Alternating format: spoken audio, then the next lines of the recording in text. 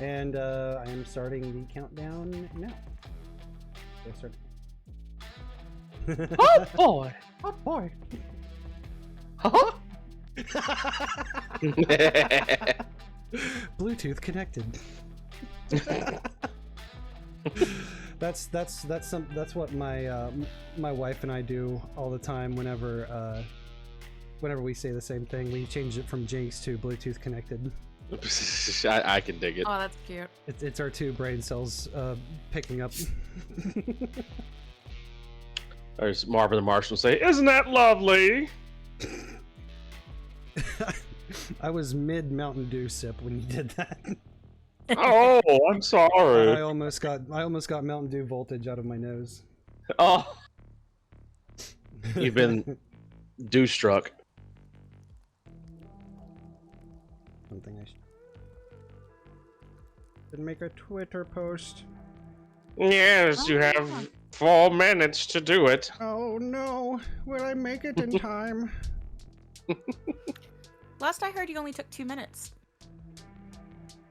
I mean, I don't know who told you that. Start.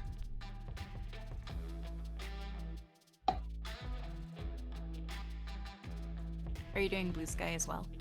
I will.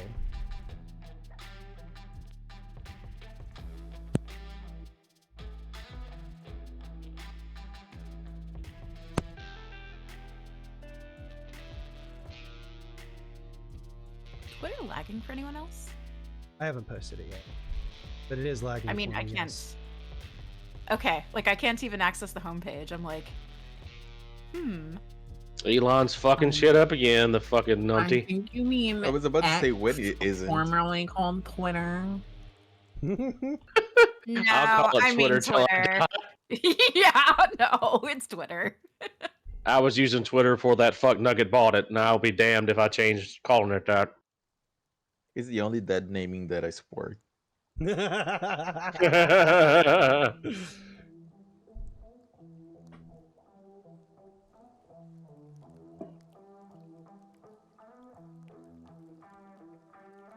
Still don't know that weirdo's fascination with the letter X, but for some reason he loves it.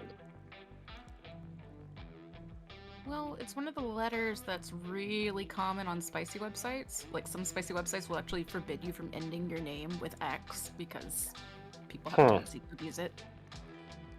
Also, it's been quite a. I don't know if you remember, but back in my day, people used to do X's on usernames just to seem as much as more as a gamer possible. Yep.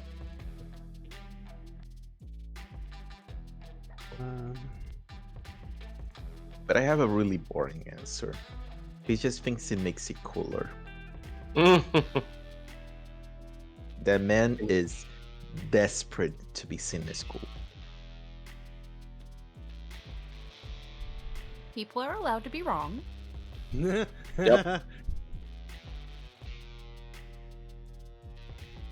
It's like I love that some people are like, "Hey, do us all a favor. Try to go visit the Titanic.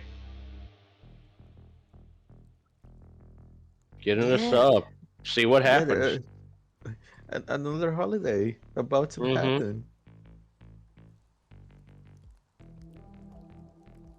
Oh, speaking of Elon, I Twitter just post has saw been made. a video, a picture of two Cybertrucks crashed one on the other. Yeah.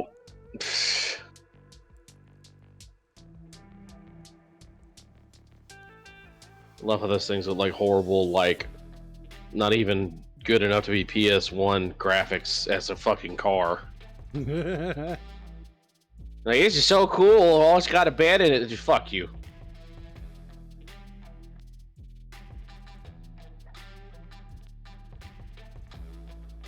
Wait, the Cybertruck has a bed in it?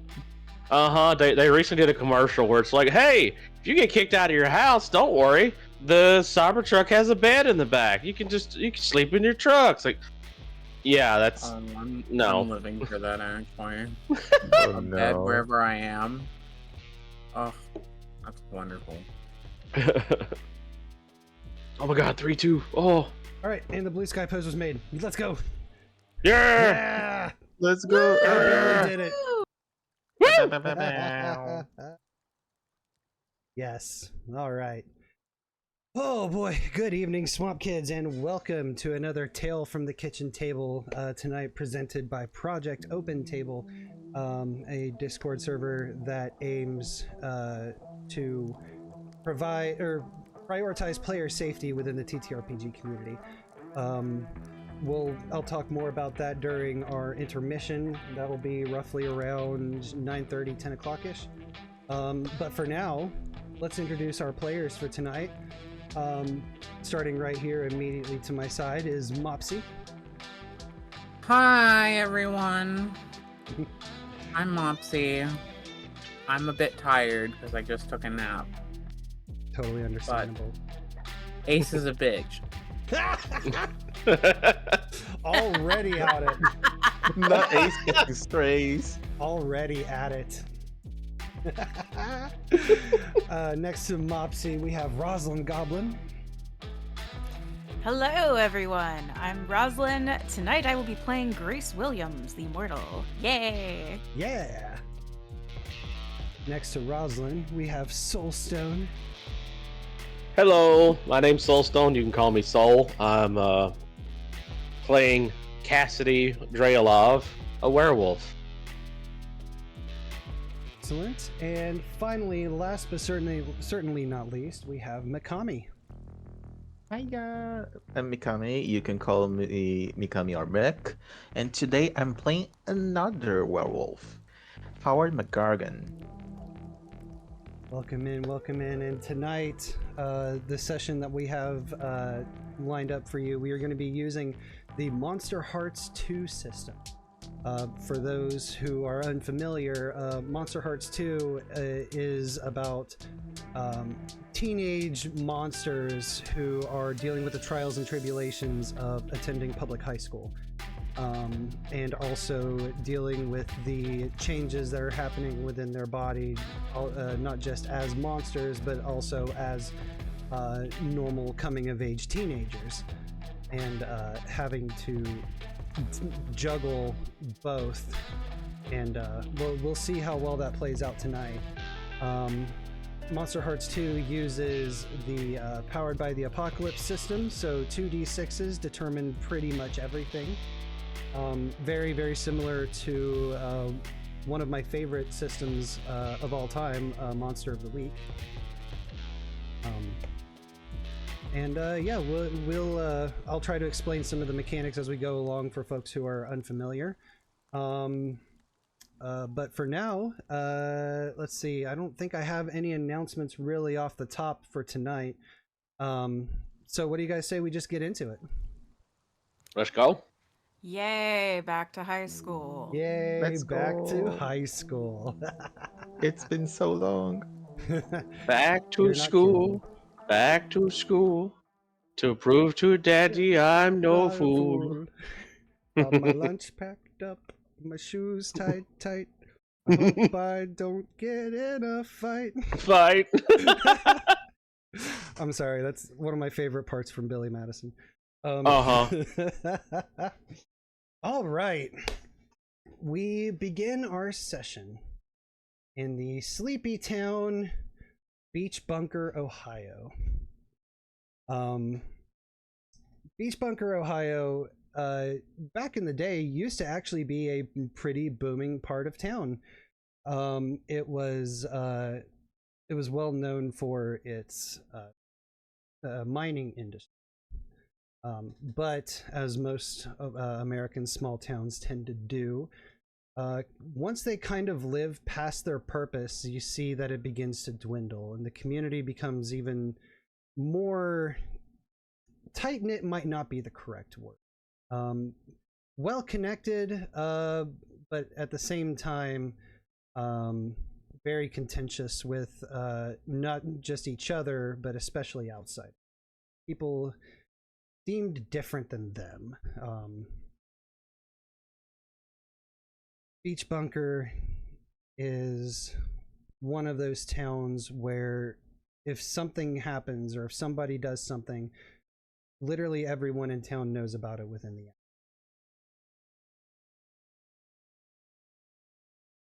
We begin our session here in Beach Bunker at Beach Bunker High School.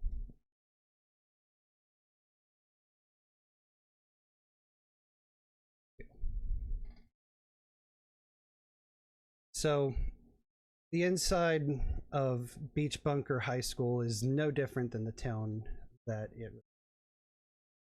The students are well connected with each other, whether they want to be or not. And there tends to exist a rumor-based economy that could make anybody who makes even the slightest misstep make their lives a living hell. As we open up into Beach Bunker High School, we find ourselves in the homeroom.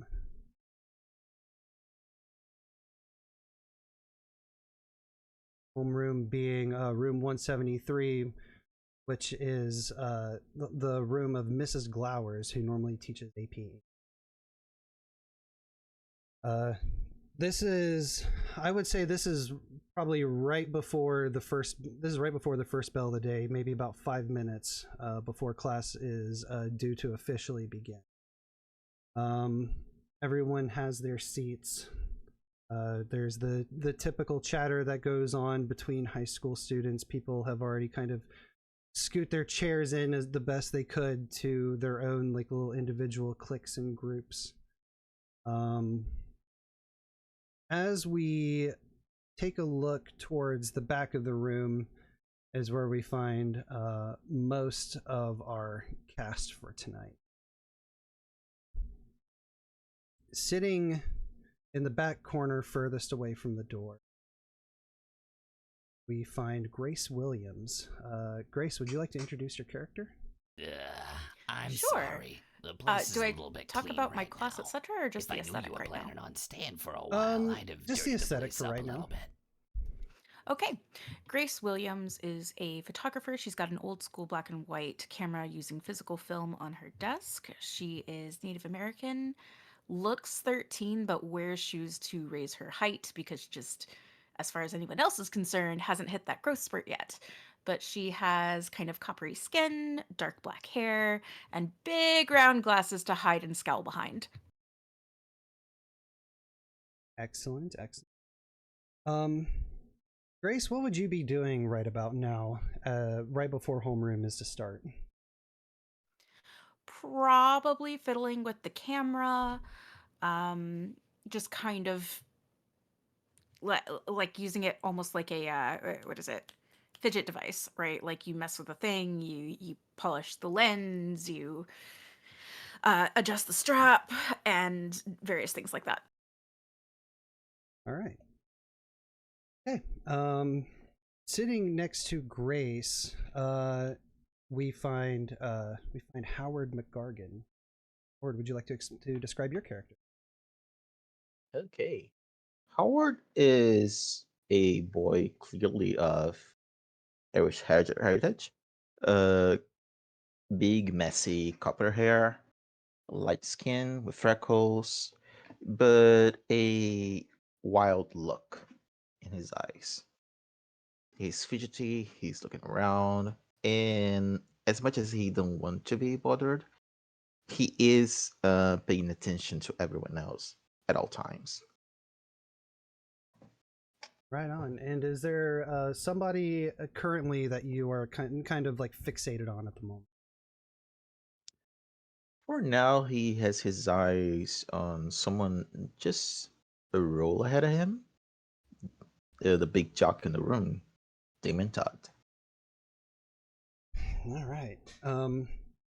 You see Damien is kind of kicked back in his chair. He's got his feet up on the desk. He looks like he's constructing something in his hands, but from where you're sitting, you don't have like quite a good look at what he's working on.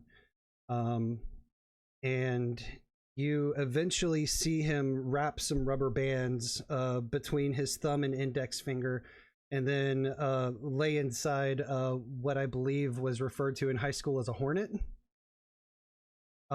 which is a small piece of paper that's been folded over multiple times, and then there is typically like a staple at the end of it, kind of like a crudely fashioned like bow and arrow kind of thing, or a slingshot. And he stretches it out and he aims it towards Uriah Campbell, who's sitting up by the front row, and he lets it fly. And as soon as he lets go, he pockets the rubber band and sits down and looks over or starts tapping the person in front of them on the shoulder to get their attention. You hear the thwack as the hornet hits the back of Uriah Campbell's neck. He's like, "Ah, shit. What can I roll to try to snap a photo of that? It's interesting. Is that volatile? I feel like volatile is more of like physical and verbal violence. I feel like cold, because cold is your ability to be like calculating. So I think using cold would be appropriate to be able to like time that picture just right.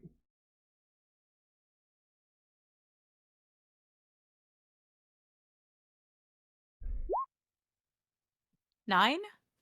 Yeah, okay. Partial success. So what I'll say is that you do get the picture, but you forgot that you left the flash on. That's fine. Oof. And so, Dramatic so lighting. as, Dramatic lighting. as soon as the flash goes off, multiple students turn to look to you, including Cassidy Draylov. Cassidy, would you like to explain your character? All right. Cass has this look about him. He almost like he's in and out. He paid attention. He heard Damien do the stinger and everything, and felt it kind of whiz past. The camera flash catches his attention. He looks almost like because he was focusing on one thing, it kind of shocked him. So he momentarily has that kind of just panic, and his unkempt kind of black hair with some silver in it kind of flutters a little bit, and he has that moment of panic, but then he immediately hides it. It's like, no, I can't show any weakness, especially with the jock literally right behind me. He goes back to focusing on just, I don't know, keeping himself internal right now. And you did say Damien was tapping the shoulder of the person in front of him. Was he tapping Cass's shoulder? Yes. Okay, well, it's like when he taps Cass's shoulder, Cass turns around just a little bit, just to have an eye at him, and he gives a cold kind of stare because him and Damien don't have a good history, and it's like, what? He kind of leans into you, and you can kind of smell on him that homie might have been drinking just a little bit before class. Oh shit. But he leans into you and he says, "Hey man, I just I know we got beef, but you want to let bygones be bygones?" And he opens up his denim jacket, and you see on the inside he's got a small fifth of Jack Daniels. Cass looks to the Jack Daniels and looks to Damien and is like, "Don't worry about it," and just turns back around. He doesn't want to get involved with the alcohol for damn sure, but he did, when you said that the smell hit, he had a momentary moment of because with his heightened senses, it kind of kicked him in the nose for a second there, God, you fucking reek. But yeah, it's like, no, don't worry about it. He's like, "All right, man, suit yourself." And he pulls his jacket back closed, and he gets out his phone, and you see him start texting. Your buddy Joseph Valentine, who's sitting next to you, he leans over and goes, "So did you get on Call of Duty last night?" This Cass has a moment of surprised because it's like I guess today's the day people are just funny enough making the werewolf a scaredy cat, catching him by surprise. He's I guess overthinking, and he goes, no. No worries, man. I know you're typically busy during your nights. Just just whenever you want to get on, it's no big deal. I'd love to have you on my strike team. Racked up a pretty impressive KD because I was on this one map, and he just kind of starts going on like this big tangent about his Call of Duty session the night before. The whole time Cass is like, yeah. Oh, really? Just feigning interest. Fascinating. And as the camera kind of pushes past the two of you back towards the back of the room again, and we see this small girl, Betty Sharp, who is kind of like keeping her focus like towards the front of the room, but she leans over and nudges Ophelia with her elbow. Ophelia, would you like to describe your character? Ophelia is a shy, timid girl, very quiet, keeps to herself. Just trying to avoid any and all attention, as most attention she gets is bad attention, specifically from Damien, who is in front of her. Usually when he's not picking on Uriah or anyone else, he's picking on her. You're just kind of happy that he's changed targets for the day. Yeah. Betty is sitting next to you, and she's not looking at you, but she's like nudging you with her shoulder, and she shoots a sideways glance at you, and then like with her eyes motions for you to look down. Okay. As you look down, you see that Betty has on her person basically a butterfly knife that looks like it's like that rainbow slicked kind of metal looking stuff. I can't remember the name of it, but she's just sitting it there, and she's like showing it, and she does like a little flourish with it, opening the blade and shutting it back, and she's like, pick this one up from the flea market the other day. Isn't she pretty? Yeah, very pretty. Yeah, I managed to haggle him down. He wanted to sell it for 50, but I managed to get it for 45. Isn't that cool? Yeah, good job. She kind of like beams with like a sense of accomplishment. And then when the door opens to the classroom, she quickly, like, her eyes widen, and she quickly like fumbles to hide it back inside of her pants pocket. And shortly after the door to homeroom opens up, you see Mrs. Glowers walk in. Mrs. Glowers is this middle-aged woman. She's got bright orange hair. She always wears some form of like a blouse with like a denim long skirt that kind of goes almost down to her ankles. And those of you who have been in her normal classes before would know that she is one of those no-nonsense kind of teachers.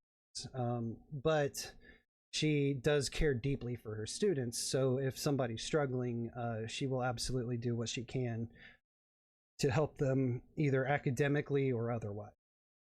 But for the most part, it's best to not get on her bad. Cassidy probably would have been around to hear her like yelling at Damien for pulling a prank mid-class. And when she's mad, it's terrifying.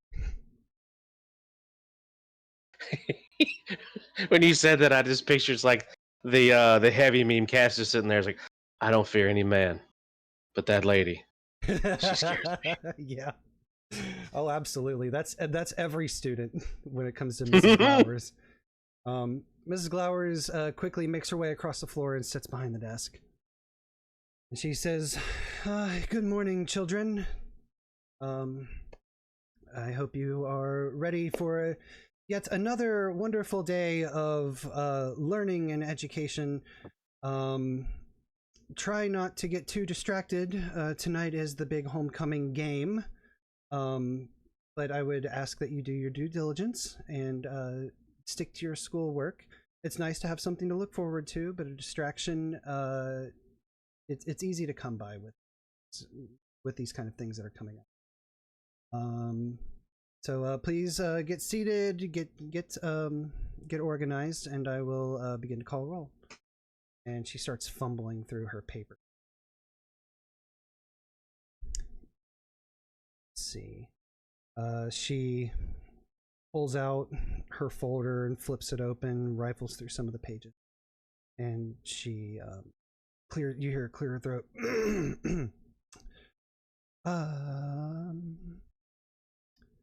Uriah Campbell? He like immediately shoots his hand up and goes, "I'm right here." Yep. Lower the volume, Uriah, but thank you. Chester Connors? And Chester is just kind of like leaned back. He's got like that. His shoulder, his elbows are kind of resting on the back of the chair behind him. He's very like chilled. And he goes, "Here." Very good. She continues down the roll call list. And as she's doing so, you see that Gertie is kind of fidgeting in her seat a lot.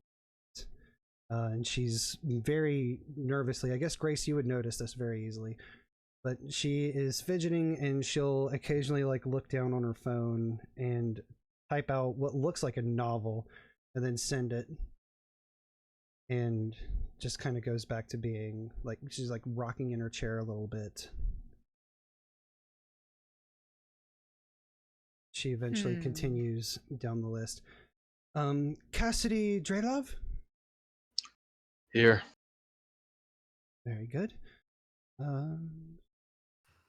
Continues on. Can I try to roll something to like zoom in with my camera to read what's on her phone, but without getting noticed? Interesting. I think that's going to end up being cold as well.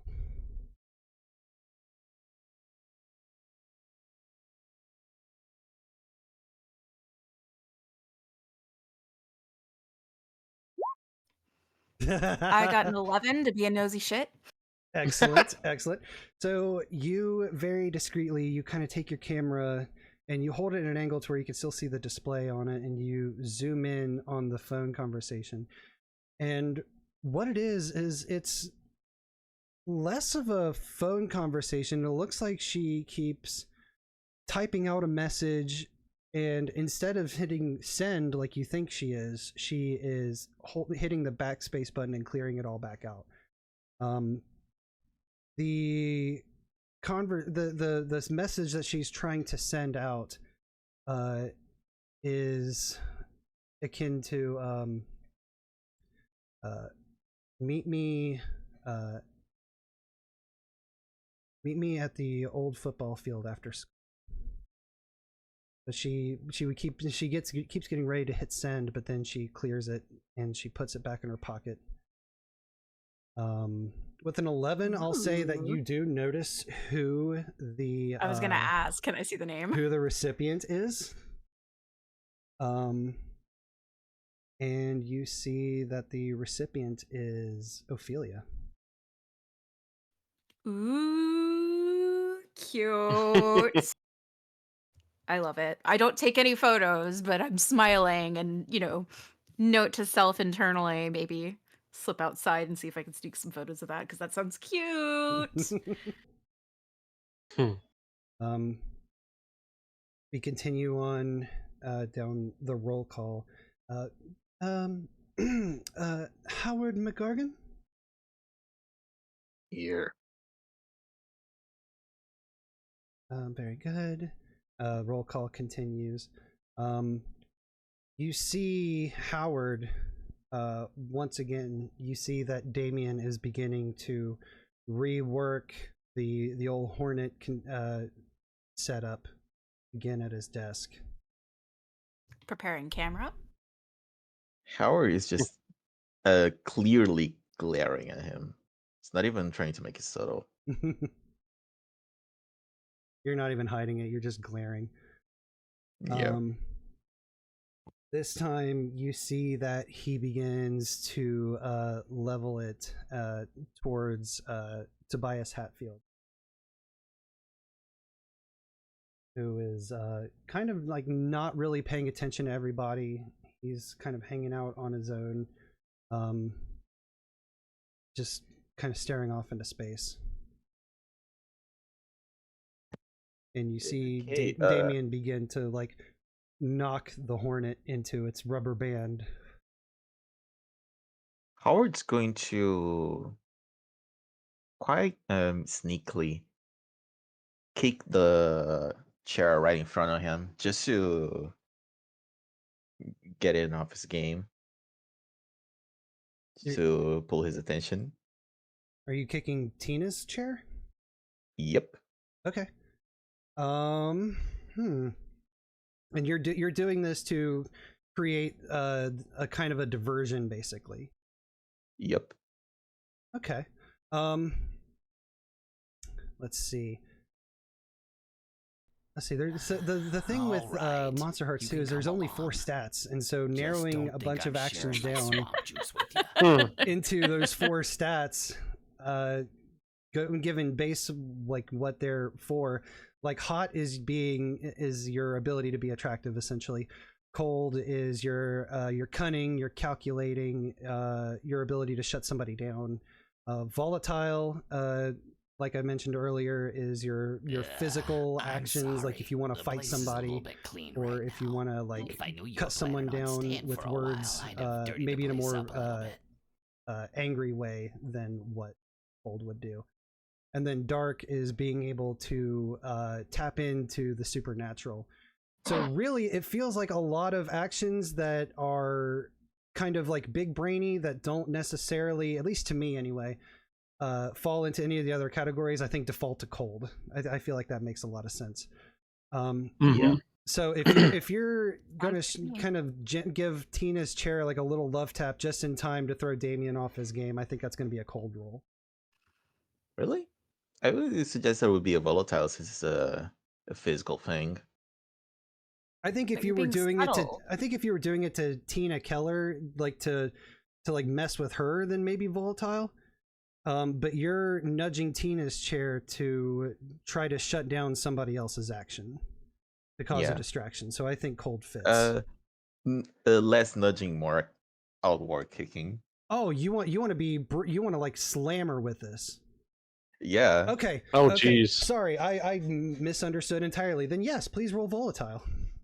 Oh, Okay, God. volatile to kick Tina's chair. Oh my God. That's a 9. Partial success. Okay. So I'll Damn. I try. I'm too slow. You did I tried try. to take a photo. you did try. Probably flashing the room again because I did not have time to turn the flash off. Yeah, absolutely. Mark experience for your failure.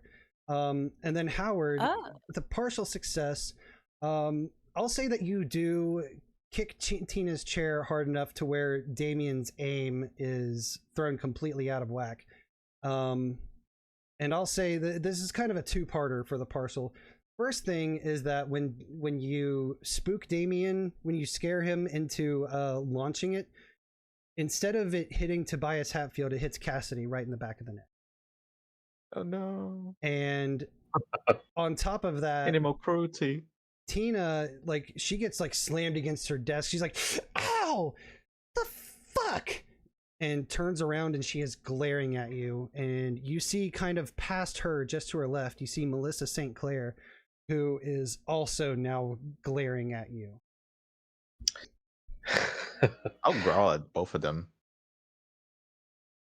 And you would know that Melissa is involved because Melissa is kind of the class queen. She's the one who people would say in the kids' language runs shit. And Tina is her best friend and second in command. So you messing with Tina, also you have aggroed the ire of Melissa as well.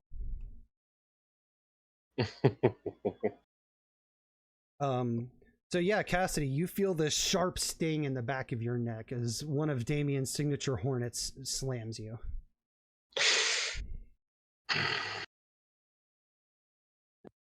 Like, Cass has a moment where he knows who did it, so he's mad. But there's that hesitation again. It's like, no, this ain't the time or the place. It's just a stupid asshole being a stupid asshole. He's thinking to himself. He does do another turnaround and just glares. That just a cold, very angry glare. And then his face returns to that kind of somber normal, and he turns back around.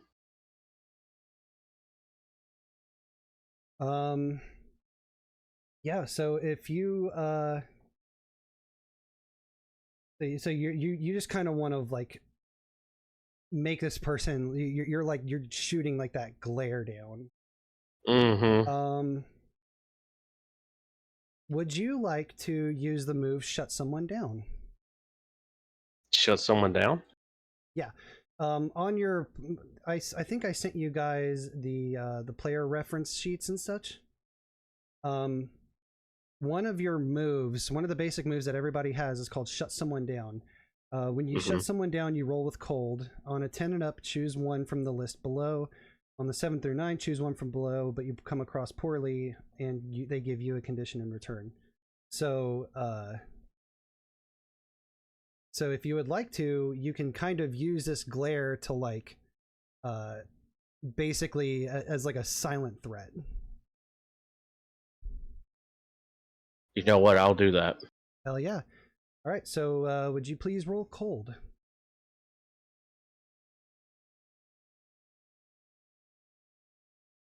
Yeah, I put the -1 modifier in it, right? Yes. Okay.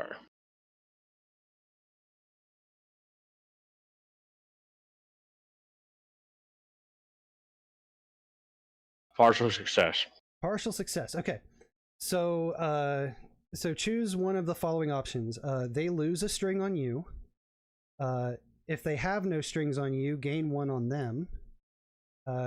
Gain a condition, or they gain a condition, which is like it's kind of like a label that somebody would stick on someone in high school.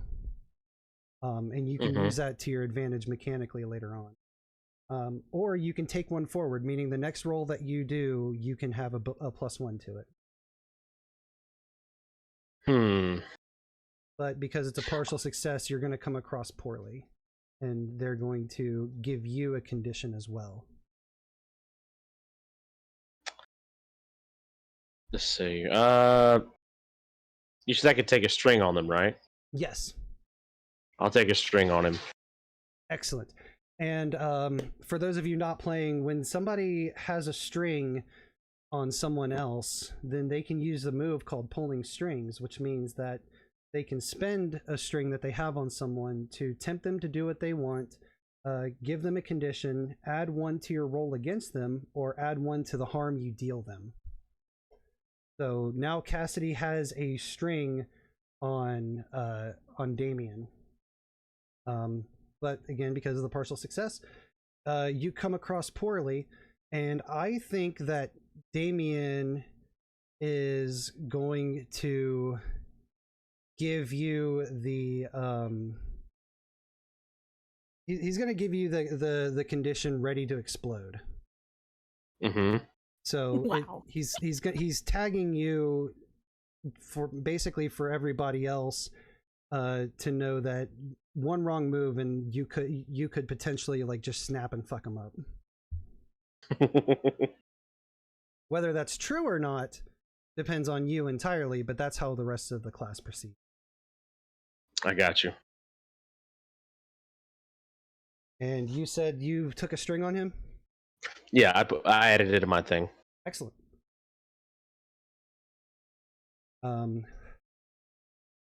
Rest of the roll gets called, and as Mrs. Glowers gets up and begins a lecture, and typically Mrs. Glowers' lectures are all about like remaining studious. It's mostly very positive stuff, actually. It's just that kind of like tired, repeated kind of thing that you hear from all like guidance counselors and positive role models of like, you know, uh, you're great, and you're be the best version of you that you can be. Very like generic, like inspirational stuff. And that tends to take up most of homeroom. The bell rings for you guys to begin attending your normal classes. Is there anything that you guys would like to do? I'm going to open this up to you guys because the next major scene is going to be the lunchroom. So I'm going to open it up for everybody to go down the line, and if there's something that you guys want to do during one of your classes or in the halls or something between now and the lunchtime, let me know. So all the students get up and they start to file out of homeroom. They make their way into the locker room, or not the locker room, the hallway. There's lockers in the hallway. It's also a room. Whatever. We'll just go down the list from left to right. So, Ophelia, is there anything that you would like to do during your classes, during the exchange between classes, that you would like to do? No. All right. How about you, Grace? Grace has two things she needs to do. One, after the first few hundred years, you start to forget everything. So she's going to put a note in her phone to go check out the football field after school to see if Gertie does, in fact, send that message to Ophelia at any point, and if anything comes of that.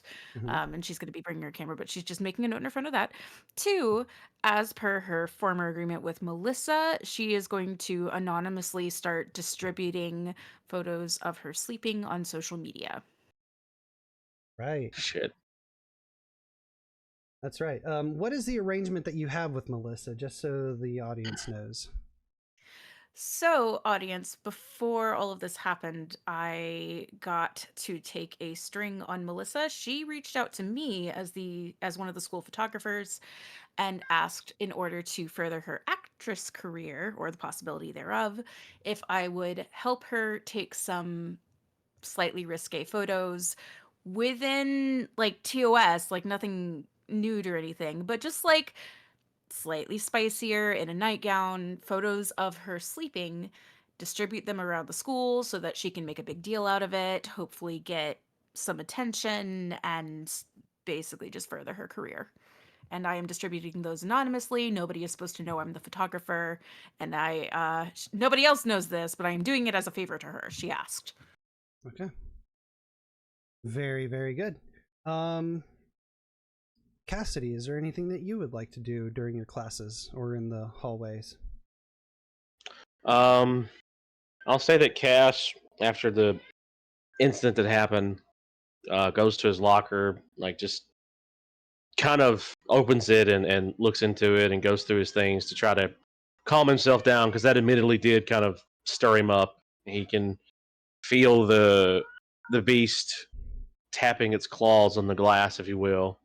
That little voice just saying, you know, that piece of shit human dared to do that to you. You should make him pay. And it's like, no, not gonna do that. And then I'll say that Cass actually, funny enough, has a few classes with Joseph, and despite Cass's initial reaction, because Cass is like me, early mornings are horrible, and he's a bit of an unintended grump. But as the day goes on, he spends time with Joseph and is nice to him and stuff. And Joseph, funny enough, is an anchor for Cass in a way. So being around Joseph helps alleviate that anger, and thankfully they share a few classes together. Yeah. I'll say that this is between classes. Joseph is very frequent to like. He doesn't bring any of his books to any of his classes.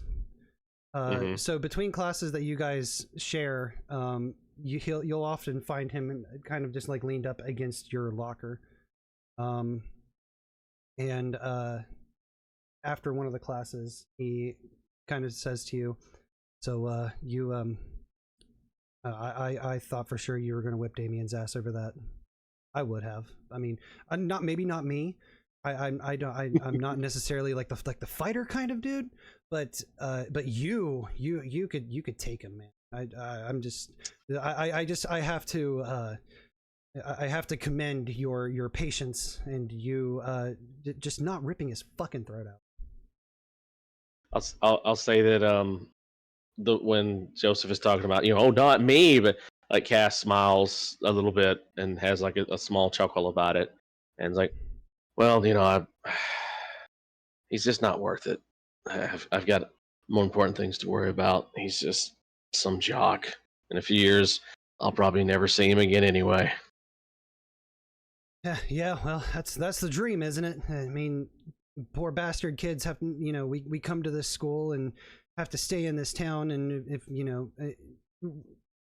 in my opinion, if you succeed by leaving, by moving away. So, if, you know what I mean? So yeah, like I totally feel you on that. Yeah. And finally, Howard, is there anything that you would like to do between classes or during classes? I am going to Cassidy's. I need to talk to him. Oh. Okay. Oh, okay. And this is probably like between classes and such. So yeah, I'll say that on a different account, you roll up to where Cassidy's locker would be, and you see him kind of like shuffling through the things in his locker, preparing for the next class. So Howard, just subtle as an elephant, rolls to Cass and say, "Hey." Cass is a little surprised because today's just not a good day. He was focused on the things. Howard got the drop on him, if you will. But Cass is like, huh? What do you want? You know the demon guy. Yeah. Some trouble. That's nothing I can't handle. Pay. He deserves it. He's just a punk. It's not worth it. Yes, it is. It's not just you. He needs to be taken down back. You and me, we can do it. As tempting as it is, I can't do it. Gil, I want to do something. Okay. I want to pull a string on Cassidy. Oh. Ooh. Okay. What do you got cooking? I want to tempt him to do what I want. Okay. Absolutely. Let's see. And what you are wanting him to do basically is to whip the shit out of Damien. I want both of us to kick the shit out of Damien. Okay.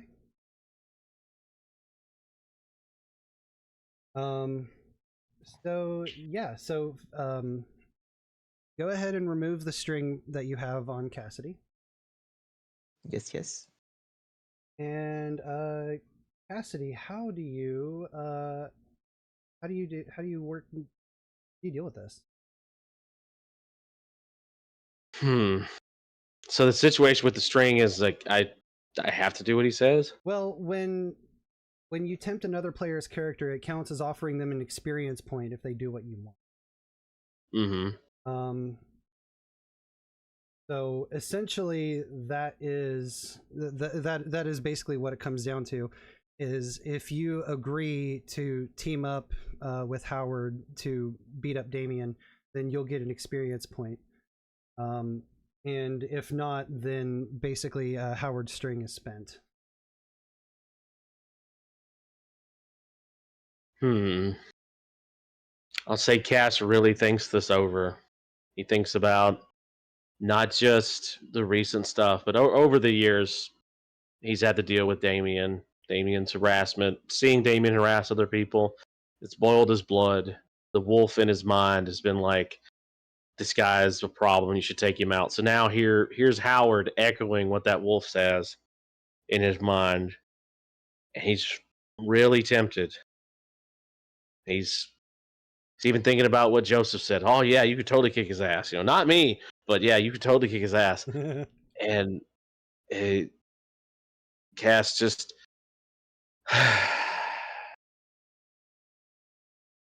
I can't. Yes, you can. You and me, we can do it. I know. Why do you need me? Because we're the same. You know it, I know it. We work together better.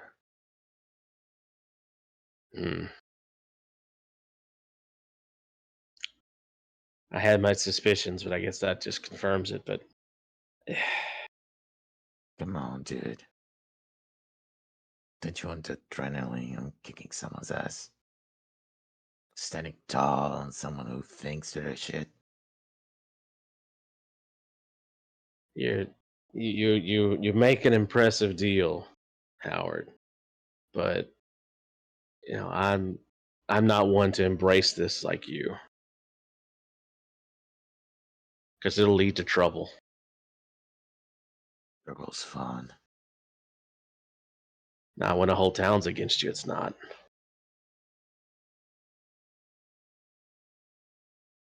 We'll see about that. And he leaves. All right. With that, we are going to go ahead and kind of smash cut to lunchtime. That was peak dialogue, can I just say? That was great. Aw. Yeah. Thank you. Good shit. So yeah, you guys are now having lunch. Who are you guys all sitting with? Like, who would you say? Like, are you sitting by yourself? Who do you think you would share a lunch table with? I am sitting on the table next to Melissa's, but like with my back to her, so that if she has comments, concerns, etc., she can reply. I posted the samples of the photos that I took of her in our Discord I saw that. Messenger. Yeah, so if she has concerns, etc., I am easily within reach. I don't care who else I'm sitting next to. I'm just putting myself so that I am subtly in range if she has comments, concerns, etc. Yeah. And so you, as you're having your lunch, kind of sitting to yourself, you feel a slight tap, like right between your shoulder blades, and then a split second later, you see a note that is held together with a paperclip that has been tossed in front of you, landing in your mashed potatoes. All right. Not the mashed potatoes. Okay. I open it somewhat subtly. I assume no one else is paying too much attention to me. Yeah, not at the moment. What does my note say? Your note says, pictures were a hit. Everybody's talking about it. Excellent work. And inside of the note, you see a crisp $100 bill. Damn right I do. Damn right I do. Getting bank. If you are not familiar with Project Open Table's Discord, this is your signal to hop in the Discord so you can see things like Melissa's spicy, ridiculous photos. Yes, and thank you, Ace, for posting the link to the Discord. All right. Let's see, Ophelia, who do you normally sit with? I think I have a good idea, but who are you sitting with for lunch? She tries to sit by herself, but Betty won't allow that. Betty follows her everywhere. So you'll see her in a corner, like far corner table or something, and she's by herself for about 0.5 seconds before Betty's already sitting right next to her, like right up close, and probably showing her the knife again from earlier. Betty is completely ignoring any kind of nonverbal hints that you're trying to give her, as she has her phone out and she's kind of like leaned against you so the two of you can see, and she is scrolling Craigslist and showing you all of these different knives that she is interested in purchasing eventually. Not the Craigslist. Wow. She's like, yeah, look at this one. I mean, the owner says that it's lightly used. It looks fantastic. I feel like it's too good to be true though. The price is way too low. Like something like that, he could get $200 for it, but he's only wanting like $30. Like, I don't know. What do you think? Maybe it's a murder weapon. What if it's a murder weapon? I was about to say, Ophelia highly suspects that some of these are murder weapons, and it's just people trying to get rid of them. That's perfect. That's fucking perfect. So she's just gonna give the side eye to Betty and like probably scoot her chair just the tiniest bit away. Just Amazing. Girl, you got crime scene evidence. What the fuck? Amazing. But yeah, she's just keeps scrolling and blabbing, and then she finally stops and goes, "Shit, I didn't get my lunch. I'll be right back." And she gets up out of her chair and goes over to the lunch line. Oh yeah. Now what? Oh, sorry. Go ahead. Now what? Oh, nothing. She leaves you alone for a while so she can get her food. Oh, thank God. Oh, This is your chance. Ophelia, This is your chance. Ophelia just lets out the biggest like sigh of relief and just relaxes. And then I don't know if anyone's watching her, but she seemingly starts talking, quote unquote, talking to herself. Oh. She's not really talking to herself. Of course. And If Grace notices, I do not do anything. I intentionally ignore it. Politely. Ophelia, sounds like you're trying to talk to somebody else. Would you like to roll your dark? Sure. I haven't rolled. Everyone else got to roll. Might as well roll myself. Yeah, roll itself. Yeah, keep rolling, rolling. No.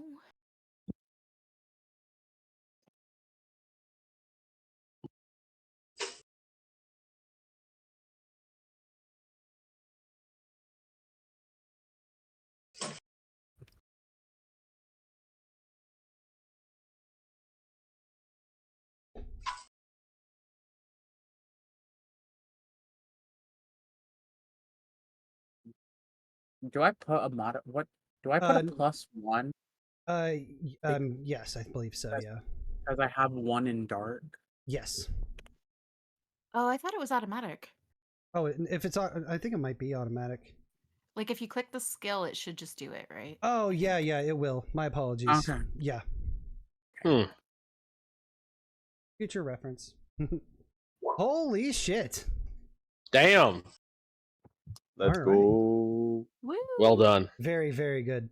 And as you're kind of muttering to yourself, you feel like you hear kind of the rest of the cafeteria just kind of begin to slowly fade out, and you are now experiencing this overwhelming feeling of darkness as you have now made contact with your dark power. Who is your dark power?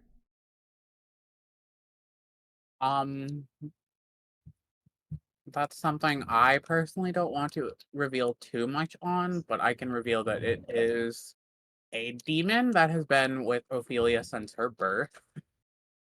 Quite literally has attached to her when she was fresh out the womb, ready to join Facebook. So she's just kind of lived with this creature, as she'll call it, her whole life. Okay. You feel this presence begin to speak to you within your mind. It says, "You summoned me?"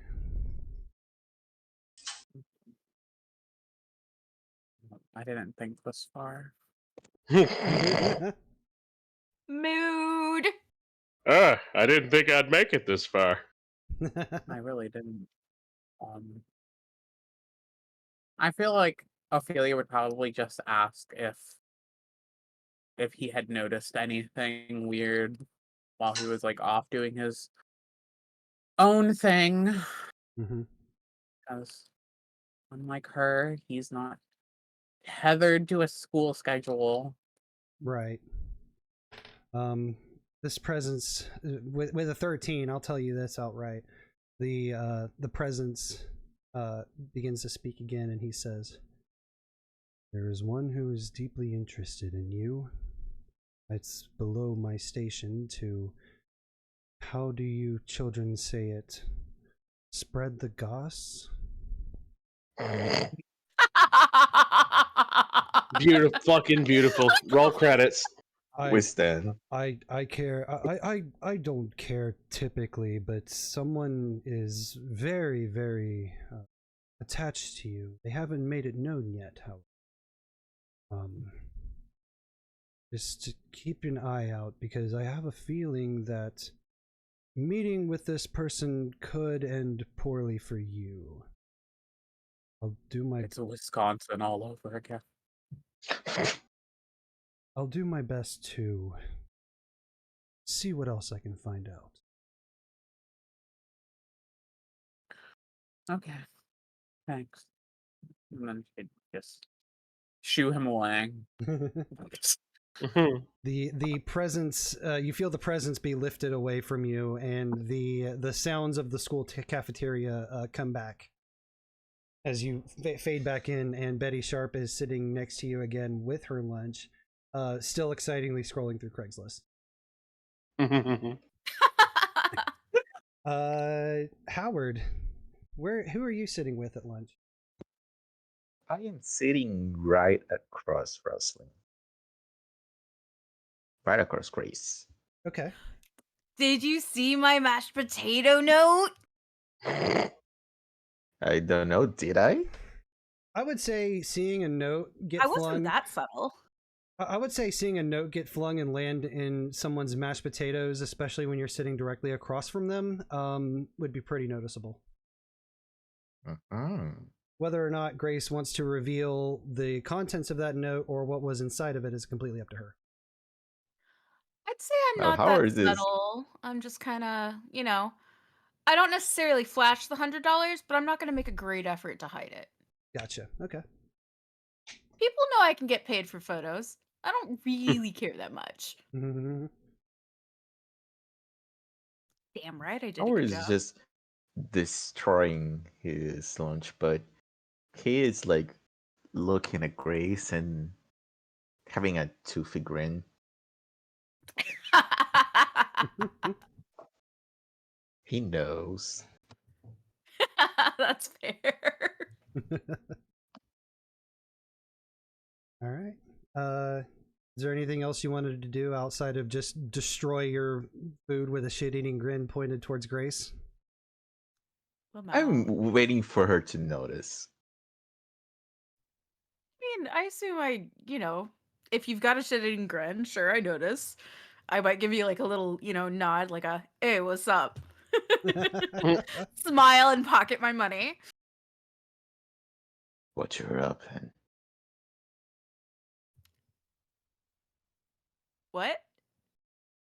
what you're up to. Oh, the usual.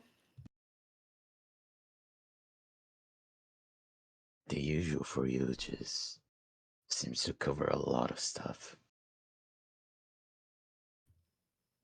It can. And Do you need something? and he looks like really a little bit more serious.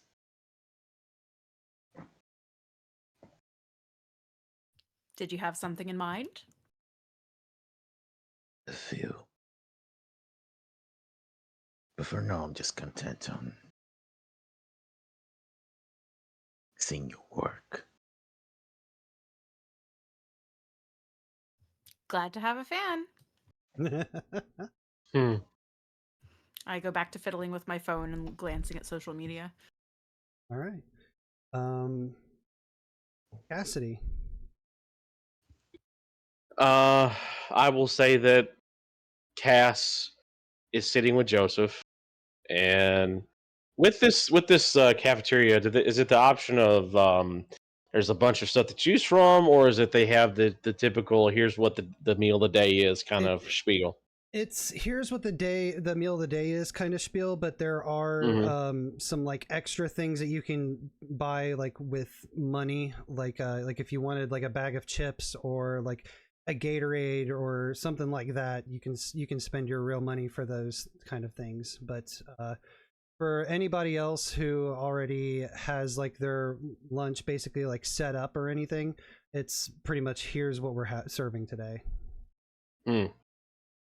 Okay, well, I'll say that he probably did like the whole chips thing. He probably got himself a bag and got one for Joseph because he knows how Joseph likes those chips. It's like most of this stuff's not all that great, but the chips, there's something about the chips. And he's just enjoying Joseph's conversations and company because again, the whole thing of it's like you can read from Cass. He wants to be friendlier and hang out, but then there's that whole thing of like with Howard earlier, he's trying to fight off a ancestral curse, if you will. He's had this since kind of like Ophelia from the womb, and he wants to fit in, but knows it's easier said than done. And he wants to keep Joseph close, but he also has to keep Joseph at arm's length. But he's also struggling with that because again, it's he's a fucking kid in high school. He needs friends. Yeah. All right, yeah. So Chomping on the chips. yeah, you're chomping on chips.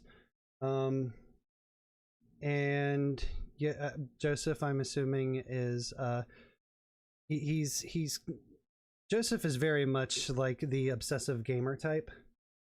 Mm-hmm. He is always like trying to talk to you about these new games that he's found and what he's been playing and trying to convince you to join him on some nights. And kind of like with homeroom, you're just like, yeah, that's cool.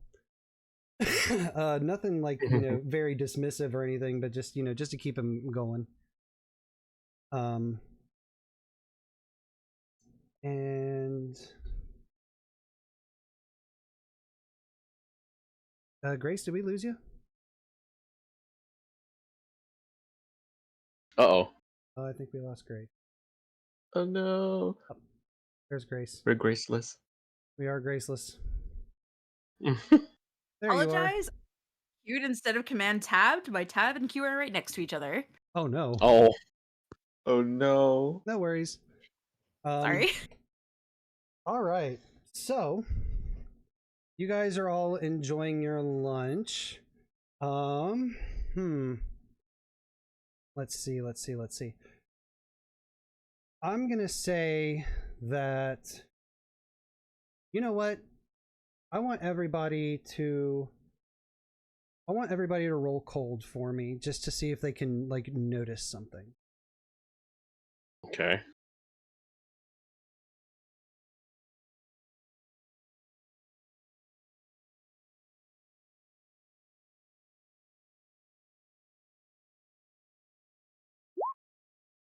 Oh. Mother.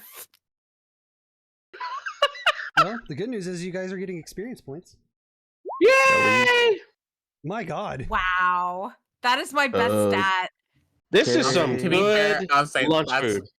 I have -1 cold, so I wasn't Same, expecting bud. to do well.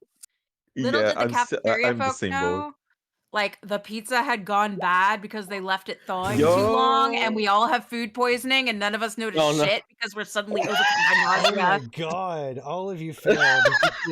To Okay. Ophelia doesn't bring her own specialty Leaf. orange from home. That pizza was nasty. I want to say that at least I won the you tried Gold Star. I rolled the highest of all of us. Woo!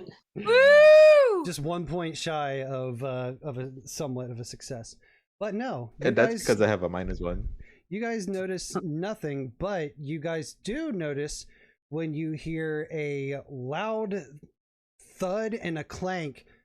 And as you look over, you see that Damien's chair has been kicked out from underneath him. Oh. And Camera out! and, and Why don't I standing, have popcorn? and standing behind him is Uriah. Oh. And you What? see Damien get up and go, "You got a problem with me, you little piece of shit?" And Uriah has his hands up and he's backing away. He's like, "No, I didn't do nothing. That wasn't me. That was..." And then Damien cuts him off and goes, "You're fucking dead, dude. Meet me outside after class. After school. I'm gonna fucking beat your..." And he just stomps off. But before he does, he takes his tray of food and scoops it up with one hand and basically plants it into Uriah's face and gets food all over him. Oh. Oh no. Ah! I appreciate that reference. That'll teach that nerd. Fucking nerd. Is there anything you guys want to do to react to this? I'm taking photos rapidly in rapid succession without taking enough time to focus, but I'm taking as many photos of the occurrence as I can. Ah, yes, the Grace Arazi here. I am doing my best to throw a little bit of mashed potatoes on Damon. Just like salt in the wound. Tiny mashed potato ball. Flick. Mama didn't raise no fool. Ophelia's staying out of it. Not her problem. No tea, no shade. I'll say Cass gets up and goes over and starts like cleaning the mashed potatoes and all that shit off of him. It's like, and he literally just asks your eyes like, what happened? Well, fucking, God damn it.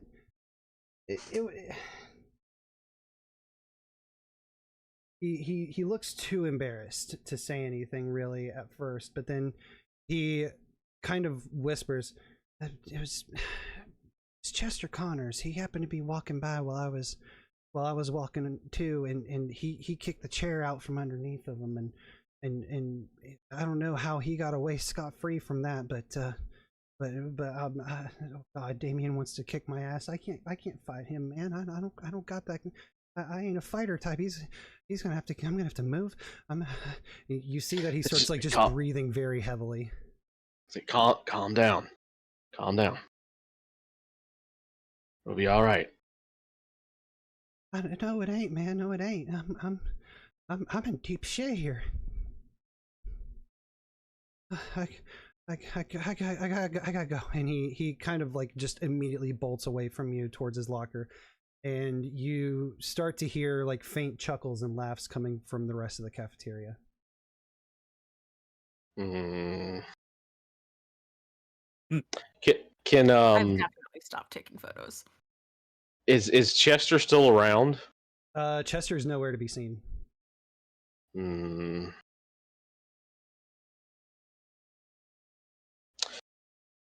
Was I able to see what direction he went, or was he just like goddamn reverse flash and he was gone already? None of you guys all failed your roles to be able to notice the scene, so you didn't even know that he was in the room as far as you guys were all concerned.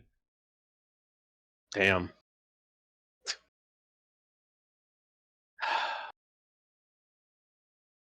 Yeah. Cass is just looks around. Yes, the reassuring photo. Cass has determination in his eye as he goes and gets his trade, sells a quick bye to Joseph, and puts it up and leaves. All right. Is there anything else anybody wants to do before lunch ends? I'm going to just walk by Cassidy and just smile. Like, you got no choice.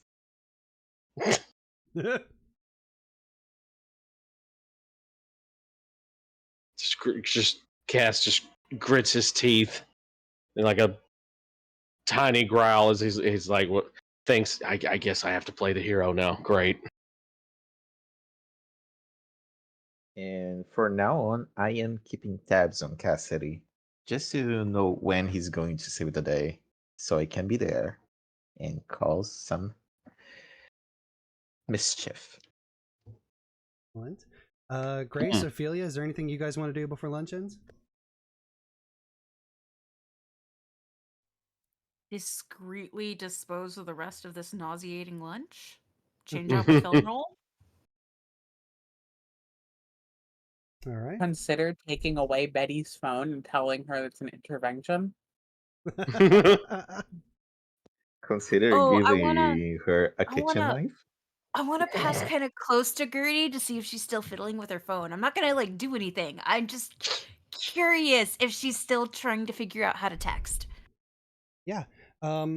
You kind of, as you're going to throw away your lunch, you kind of take the route that would pass you like right behind where Gertie's sitting in the lunchroom, and you see that she is indeed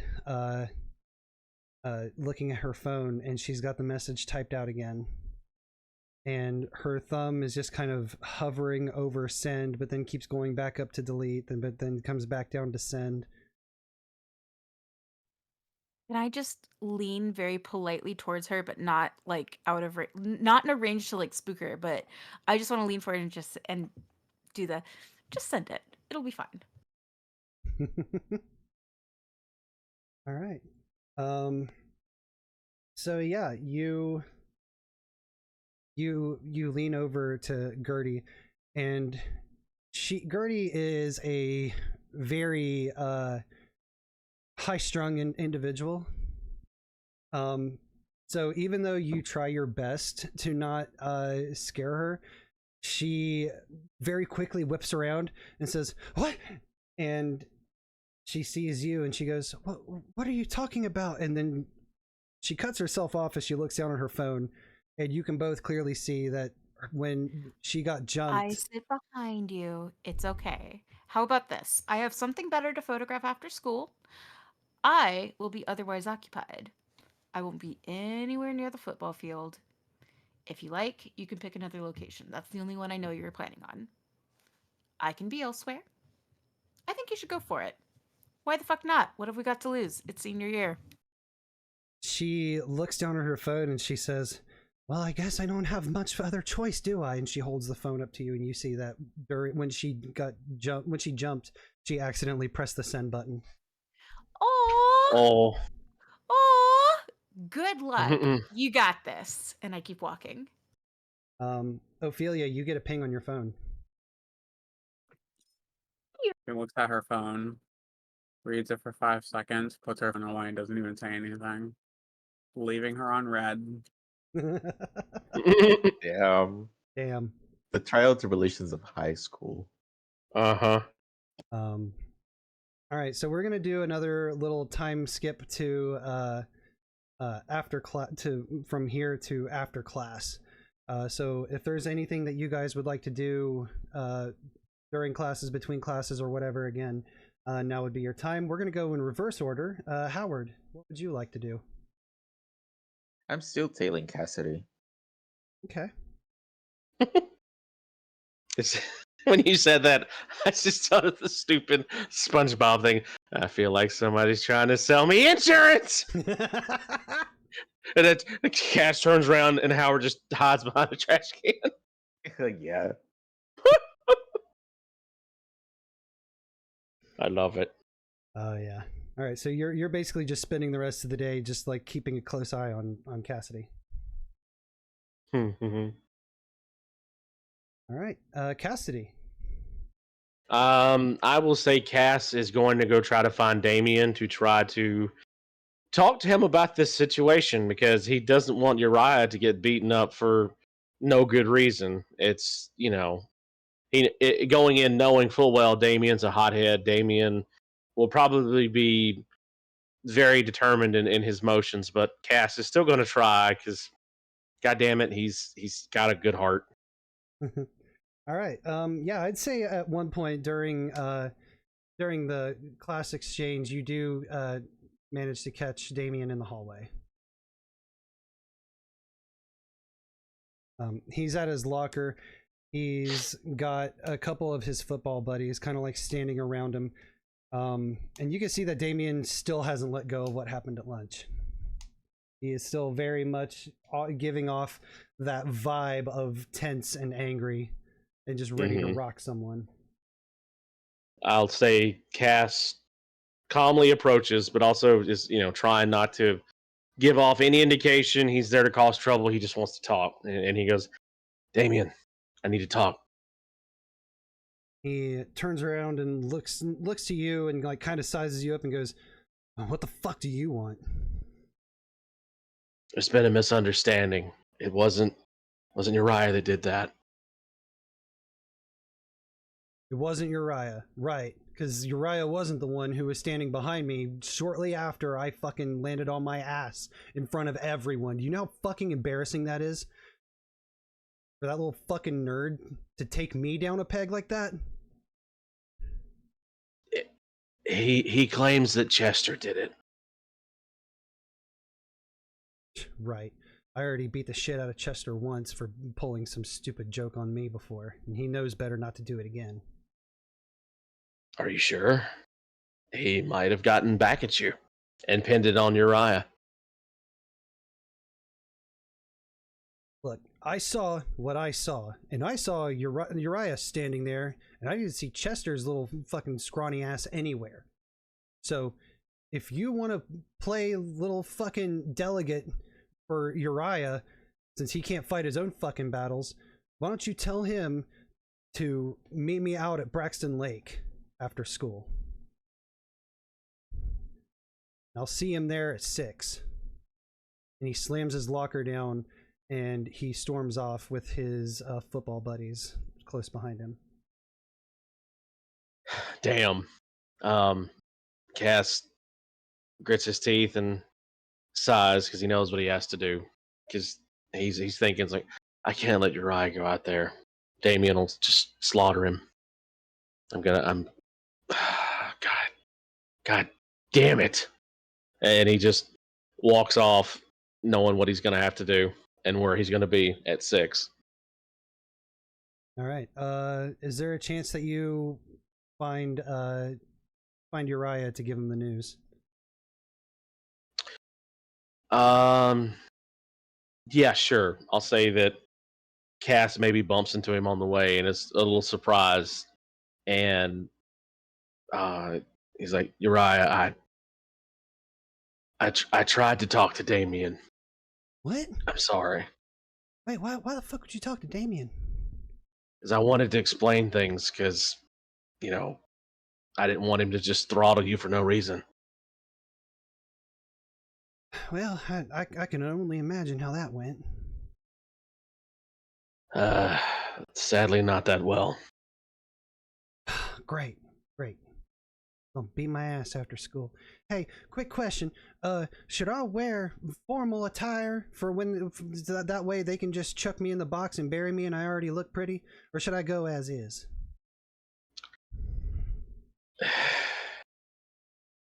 I would say dress comfortably, but I'll take care of it. Oh man, I can't have you fighting for me on my behalf. I'm the class president, for fuck's sake. I gotta show some sort of I don't know, honor. Maybe that's stupid, but I don't know. I feel like I gotta see this through myself. But I appreciate you, man. And he just kind of like brushes past you and continues to his class. Cass nods, and before he leaves, is like, you know, I respect your choice. It's just, I this I was hoping to somehow avoid this, but I good luck. Grace, is there anything that you would like to do? Yes. So, one, I'm going to have to be keeping tabs on social media most of the day to make sure Melissa's shit is going strong. I am going to find an alternative social media account to post a casual photo of Cassidy being reassuring somewhere on the internet and trying to like softly de escalate it a bit. Mm-hmm. But other than that, I'm also going to see is there a chance that I can catch Ophelia for a few minutes of conversation at some point during the day? Yeah, so let's address a couple of your points. The first one is you checking social media to see how Melissa's posts are doing, and it stonks straight through the roof. Tons of likes, tons of comments, lots of people reposting. It seems like people are really, really digging the photos that you took. Damn right. Secondly, you use your alternate account to post the pictures of Cassidy and Uriah, and you get mixed response. You get some people who are like, "Wow, I didn't know that guy was nice like that. I thought he was like a time bomb." And then you get some other people who are like, "Fucking Uriah, what a goddamn loser." Oh, I'm gonna have to. Okay, I block every single person who says shit like that. What the fuck? Wow, because I like Uriah. Uriah is nice, okay? Why the fuck would anyone give him shit? I don't understand. Uriah is the Gaia. Hashtag Uriah the Gaia. Mm-hmm. Tries so hard. He's very, I don't know, earnest is the word I would use. Let's give him that. He's trying. Mm-hmm. He is. Yeah. But yeah, if you would like to catch Mopsy, or sorry, if you would like to catch Ophelia at some point in the hallways, or maybe you guys have a class together, I would say that could be arranged. Okay. Ew. I wanna try to initiate a very brief conversation without being too distracting. Okay. So Ophelia, I heard a rumor, and I just wanted to make sure you knew that I have priorities to photograph a fight after school and won't be anywhere near the old football field. Okay. And If you don't pass for normal in this town, you're gonna get fucked over. Effort is good, even if it's pretend effort. Fake it till you make it. What have you got to lose? a lot.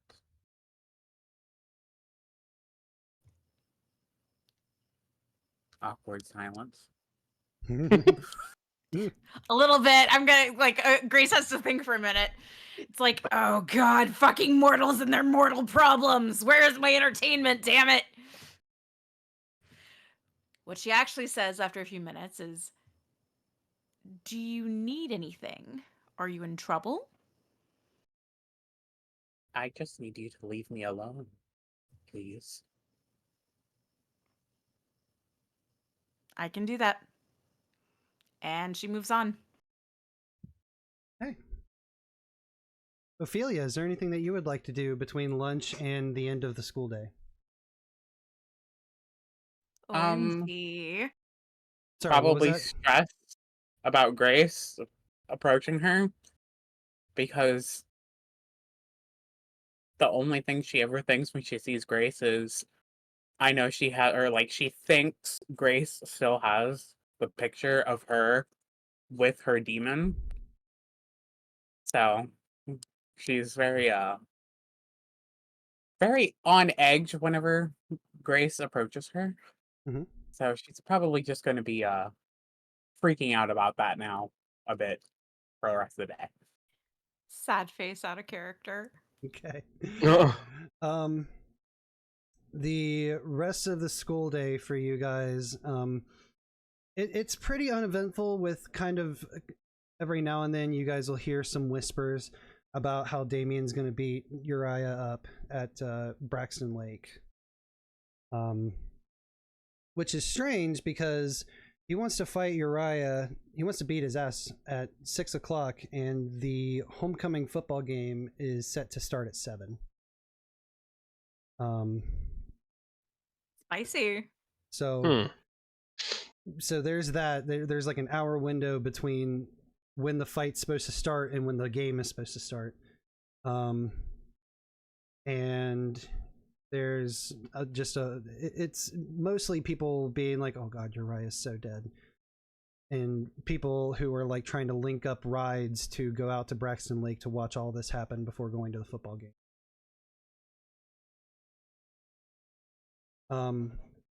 So after all the classes, the final bell rings. It's around 3:30 at this time. So once the bell rings, what's everybody's like transportation to school? Do some of you guys ride a bus? I know you guys are seniors, but you guys, some of you ride the bus, some of you have cars. What's the situation with that?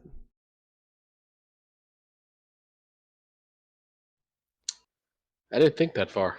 You know what? Fuck it. Cass has a car like I used to have, a Honda Accord. Reliable. Yeah. Howard is skating. He was a skater wolf. Yes. He said, Ophelia sorry.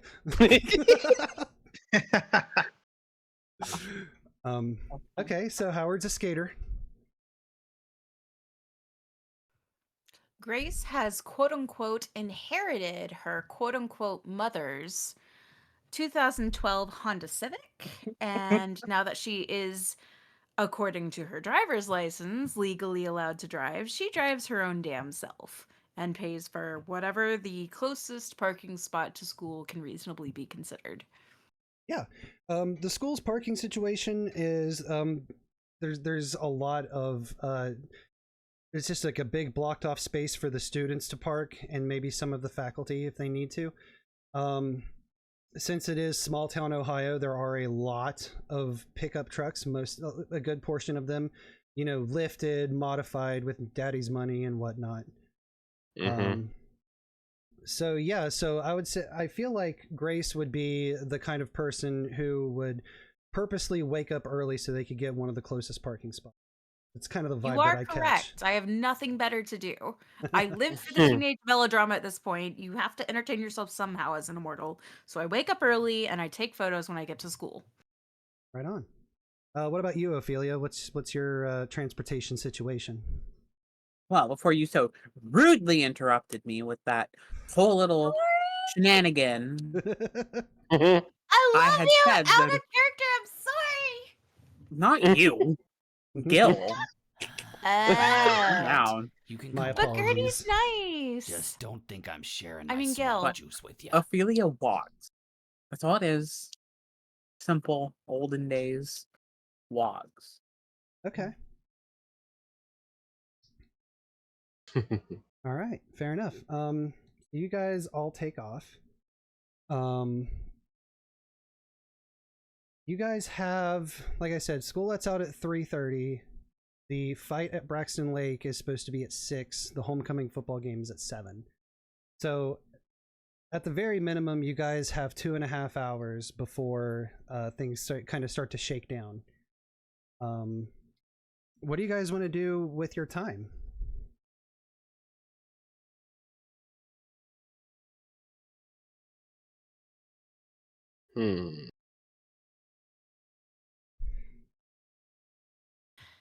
Do I see Gertie kind of heading out before, like, well before she leaves the school? Yeah, I would say so. I'm just gonna like make sure I wave at her, give her a sympathetic look. I'm not gonna say, "Hey, come over here," but just kind of wave, do the like half smile thing that says, "Hey,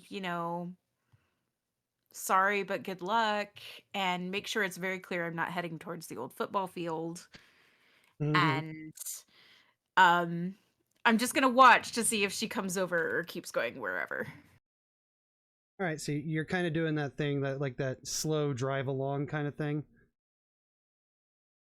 Oh, I'd say I'd stop. I'd stop and I'd see her, and I would kind of like pause and watch her from my from my locker or whatever, and just kind of let her make her choice if she wants some encouragement or if she keeps going on her own. Either way, I'm good. I'm just kind of, I exist. I have a camera. My camera is very much in my bag and not a threat right now. Got it. Okay. Are you like are you you're not approaching Ophelia, but you are kind of like in a subtle way making your presence kind of known? Gertie. Sorry, I'm so sorry. Did I say affiliate? Gertie. Yeah. Oh, Gertie. Okay. Yeah. Ophelia, I'm leaving alone because she has made a very clear boundary. So I'm Mhm. kind of avoiding her right now. Okay. But I'm trying to be, sympathetic, apologetic, encouraging to Gertie. Okay. So yeah, so you're not hiding yourself. You are very much like there in case Gertie notices you. Um, Yeah. okay. So yeah, I would say that with all the students who are kind of like funneling out of the school in the same way, um, I would say that you maybe like position yourself a little bit ahead. That way, if Gertie does look up, she does notice you. Um, Yeah. which after like staring at her phone for a little bit while she's walking, she kind of trips over her own feet and stumbles a bit. But Aww. then when she stands back up and she looks around to see if anybody saw, and she sees, and she locks eyes with you. That sympathetic, like sideways smile thing, that's what I'm doing. Okay. And I ask her, "Do you need any help? You okay?" Yeah, I'm fine. Yeah, I'm just clumsy. I'm okay. Yeah, no worries. Thank you though. And she kind of begins to start like walking past you. No worries. Good luck. I will be I'm going to head to the lake here in a few minutes. So, um good luck. Oh, yeah. Hey, real quick. Uh, she she she's not gonna come, is she? Oh. I offer my hand. She doesn't have to take it, but I do that thing, the thing where you do like the 90-10, where like Mm-hmm. I offer my hand and she can take it if she wants. Um, She hesitates a little bit, but then slowly puts her hand in yours. my hand is warm. I have normal human skin. I just don't die. Um, what I have to say to her is, I was gonna say, I was like, look, was that out look, loud? no, that was out of character. Look. Rum is helping me be able to do the vocal thing, okay? Work with me here. I'm All working. right. Not in character Mhm. Rum, out of character Rum. Thank you very fucking much. Gotcha. Just making sure. Ahem. What I actually say is, I I'm not sure she's going to make it. I have you heard back from her at all? No, she read the message, but she didn't respond. That could be any number of things, but I tend to believe in enthusiastic consent. So for me, if someone doesn't say, hell yes, let's do it, that tends to mean hell no to me. It doesn't hurt to go though. She could change her mind. She could be on the fence. You could make. I don't know what she would expect. I don't know what her type is. Um, But it doesn't hurt to go, you know? And if it doesn't work out, there are more people in here. There are plenty of people in high school, never mind past that. You've got all the time in the world. Yeah, yeah, you're right. Thank you. I'll go anyway, and if she doesn't show up, then yeah, I guess that's that. Yeah, worst case, come hang out with us at the lake or at the game tonight. I'll see you there, okay? Yeah, I'll see you there. And she kind of walks away, heading towards the school bus. This all feels rigged to make Ophelia look like a bad person. You're not a bad No. person if you're Arrow Ace. It's okay to say no. Hmm. All right. Anybody else? I'll say that Cass has a moment. He pulls over because he's drove halfway to what's he's going to get there early, and he's mentally battling himself because he wants to stop Uriah from getting his teeth kicked in, because he could feel that Uriah was sincere about Chester doing this. Also wonders why Chester did this, even though it's like when talking with Damien, it's like, well, you got back at him, Damien, but then it's vengeance keeps happening. This was a perfect opportunity to embarrass you, and it's Cass is struggling with this protector mentality, because it feels wrong, and he doesn't like this wrong shit. And of course, the wolf in his brain is like, "Oh yeah, step in for Uriah, rip the guy's throat out. It'll be great." It's like, no, we don't need to do that. Mm-hmm.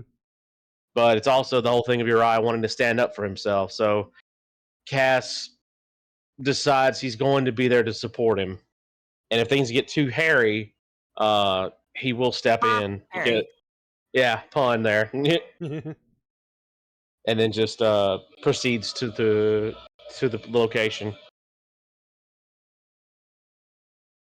All right. So yeah. So you show up to Lake Braxton before the scheduled fight.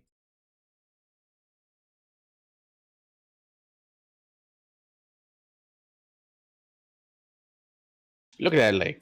Yeah. Is there decent food between the high school and the lake? There is. The most popular restaurant in town would have to be Hallie's Pizza. They have takeout? Yeah, they have takeout. It's a pizza place. It would be weird if they didn't have takeout. I don't know. It could be some sort of fucking deep dish They're like, thing. you have to eat it here.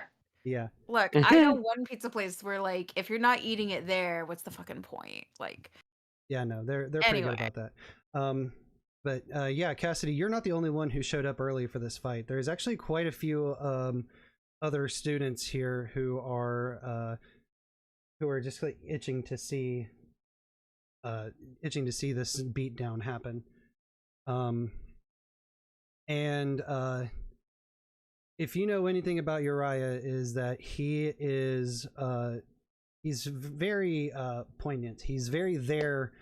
Also a little bit early himself. You see him step out of his 85 Dodge Dakota, and he kind of walks over into the grass near the lake, and he's just kind of staring out at it.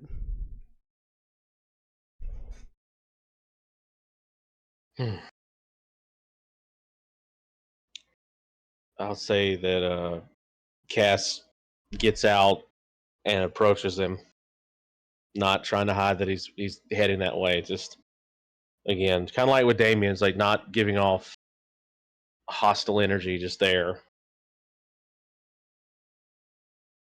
And when he gets close enough in earshot, he's like, "You're being very brave." Uriah kind of like takes a deep breath and exhales, and he's like, "You know, the rumor is that so many people dump their trash into this lake that it's become toxic.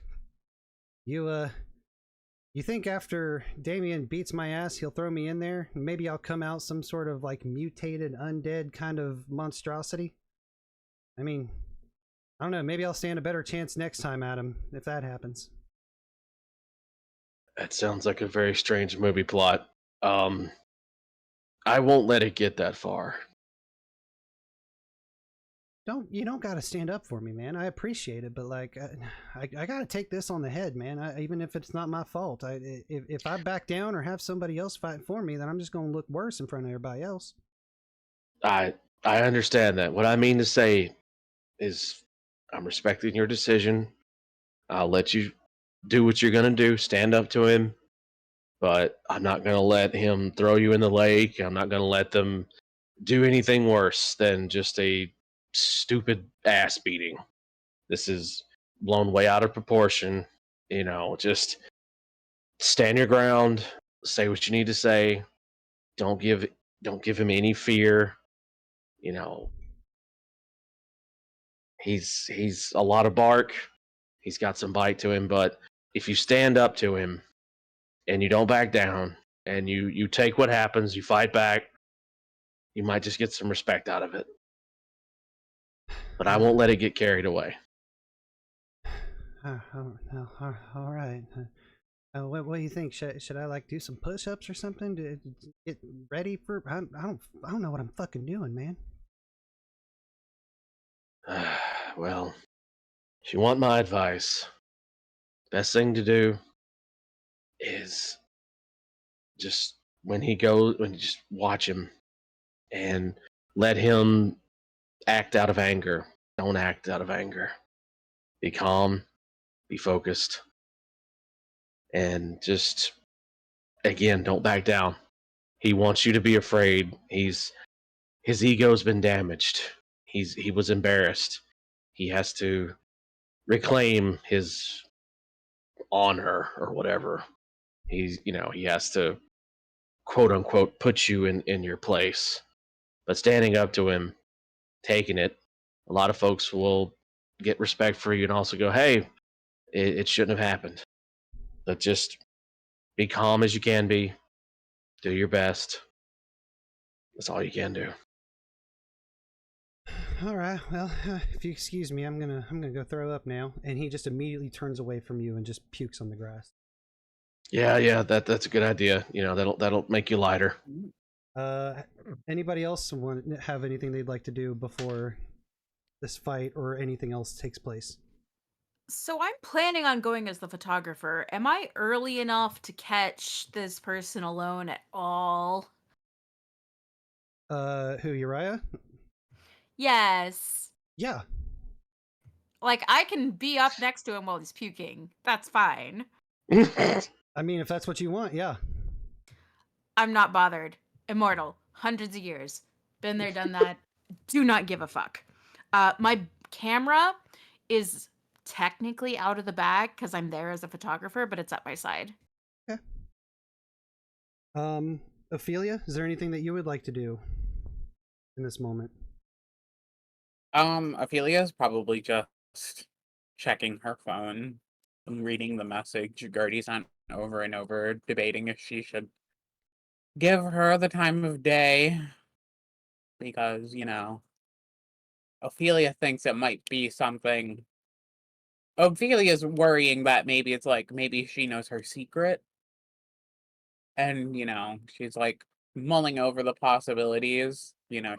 She's jumping to like worst case scenario. Right. Yeah. So, what does Ophelia ultimately decide to do?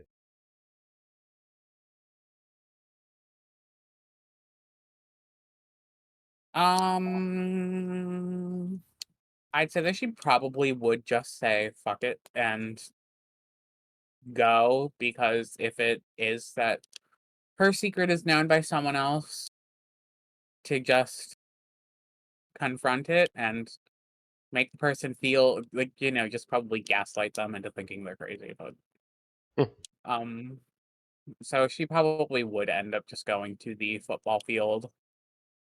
Okay. Instead of going home. All right.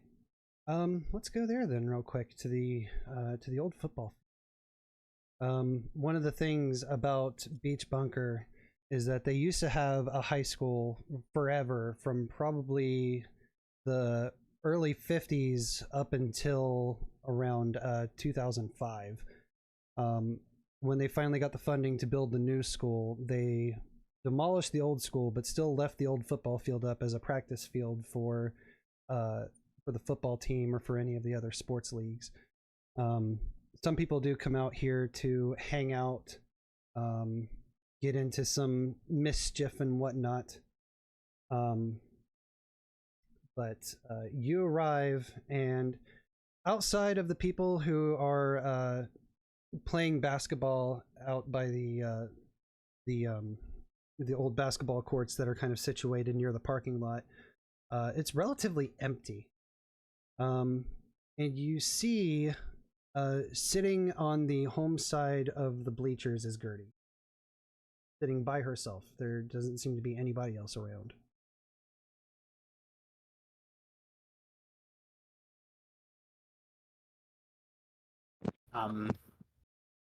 Okay, so Ophelia would just approach quietly and just stand there menacingly, staring, and not saying anything, just waiting for her to be noticed. Right on, right on. After a while, Gertie finally focuses up and says, "Oh, you actually showed up. I wasn't sure if you were going to or not. I'm very glad you did, though. Yeah. Hi. And you see that she is getting frozen by her nerves.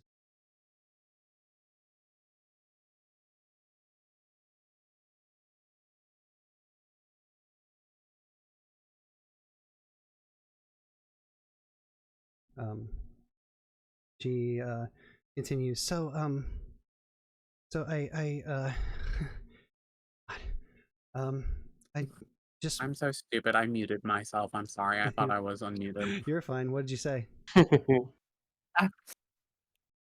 this whole feeling character, and I'm too lazy to do it again. But basically said, can we get this over with? I don't have all day, and I'd like to see what happens at the lake. Oh, right. So, we've had some classes together. I don't know if you've noticed. And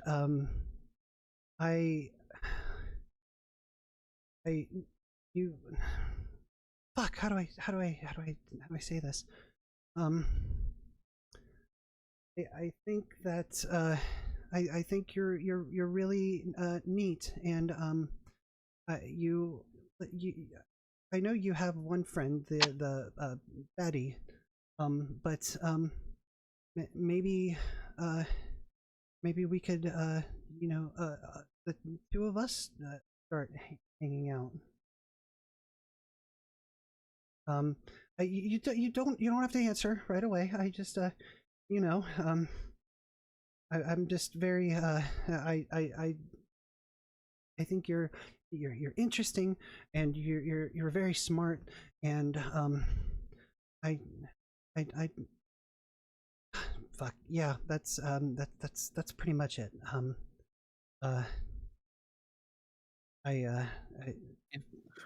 It doesn't have to be anything more than that. I mean, like unless you want it to be, but I mean, I'm not I just if you wanted to like be friends first or friends only, it's whatever, just yeah, I didn't want to like call you out in front of everybody or anything. I figured this would be a nice secluded enough place to talk, so yeah, that's pretty much it.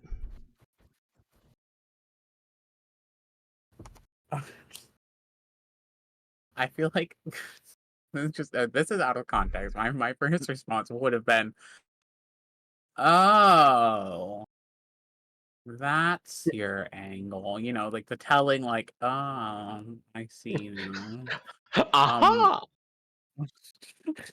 but Ophelia probably would just be like, "Listen, I appreciate the sentiment, but I think it would be best if we didn't associate.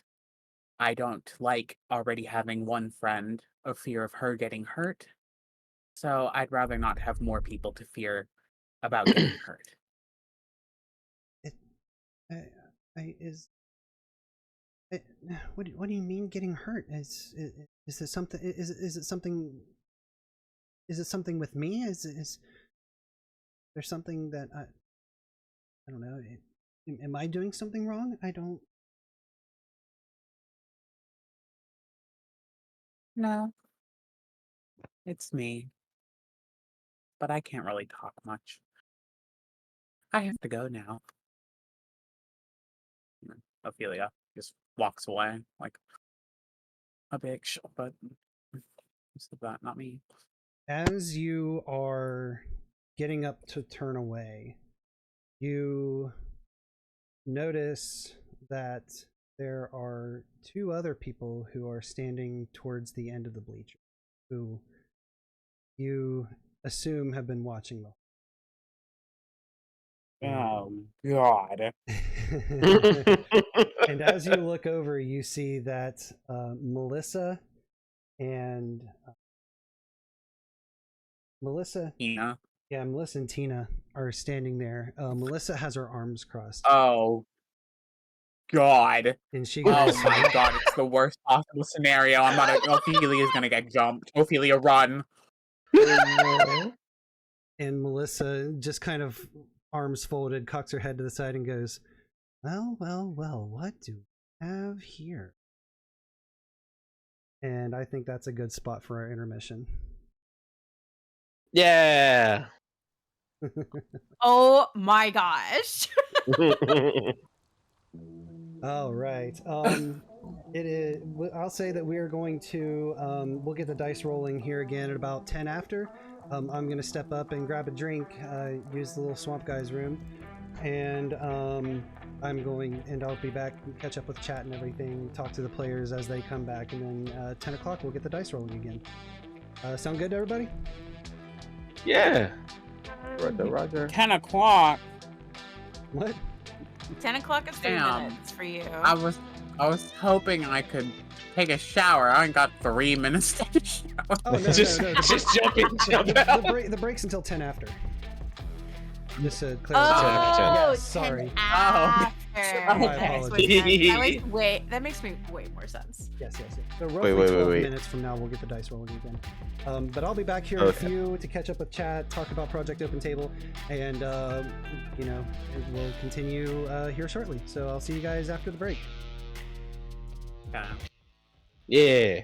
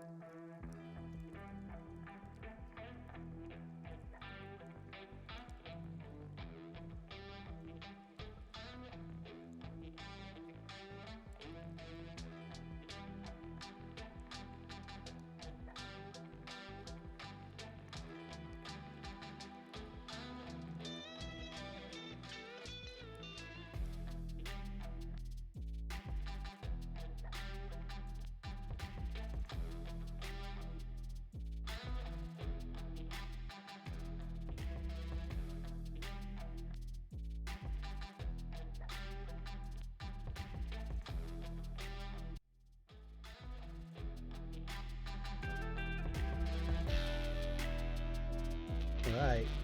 I have gotten myself straightened out, stretched my legs, got a drink. Alright. Let's catch back up with chat. Thank you so much, Wildmarp. I hope I pronounced that right. And Opie Opal Beans for the follows. Appreciate you. Wildmarp, thank you so much for the sub. Prime sub, much appreciated as well. And congrats to Mopsy on getting first. Woo! Soul, how do you what are your thoughts so far with everything that's going down?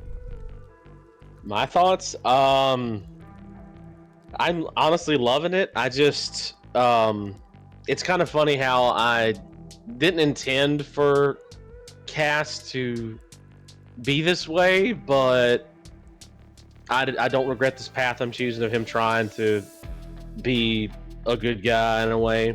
I just also see chat, where's my Cass Howie AU College AO3?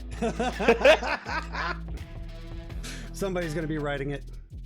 Uh-huh. We'll do it the Monsterhearts 3, it'll be the college years. There it is.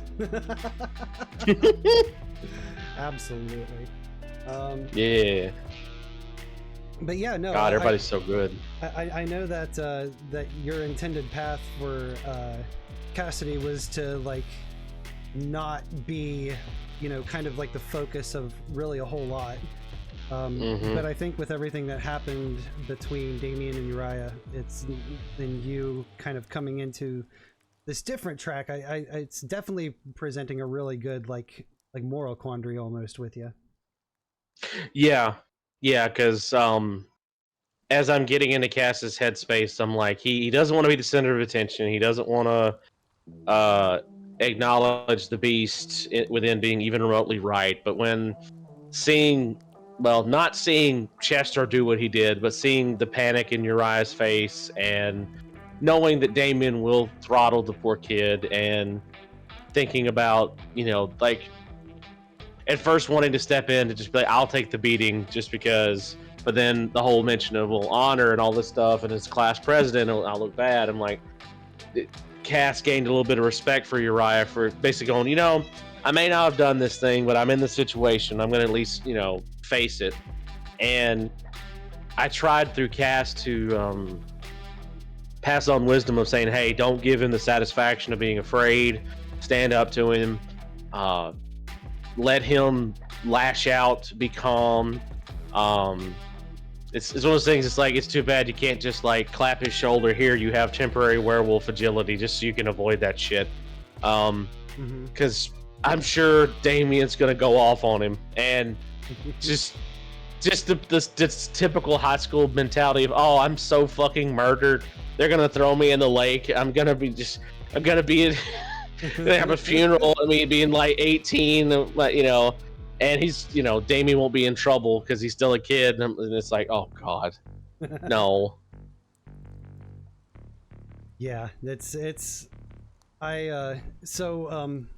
for a lot of you who weren't there for the session 0 that I held in the Project Open Table server, was that I had actually modeled a beach bunker after my hometown. So a lot of the people, a lot of the landmarks and stuff are very similar to the place where I grew up.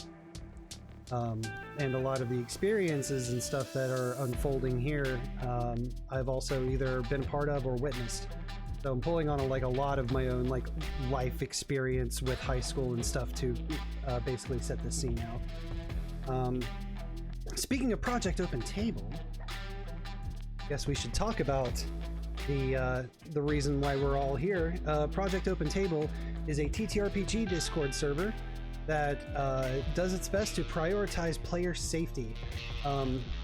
When GMs want to gather players for games, they provide a what we call the GM's comfort sheet, which kind of shows like, hey, these are some things that might be present in the game. These are some things that are not going to be.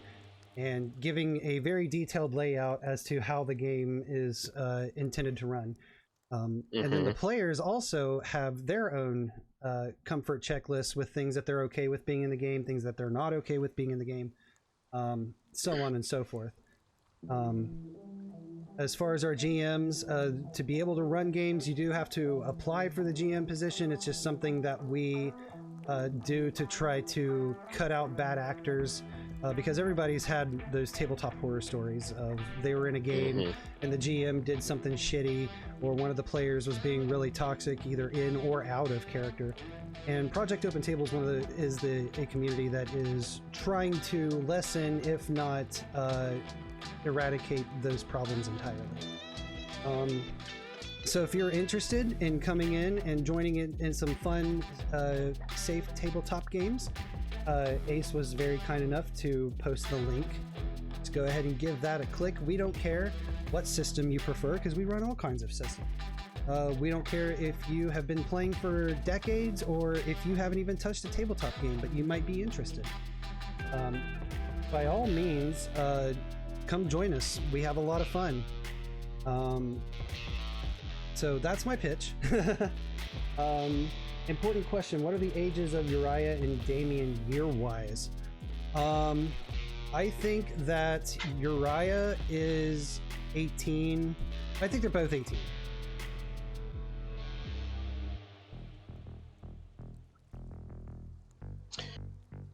$18. I am back. I just didn't want to interrupt you. I'm sorry. You're totally fine. You're totally fine.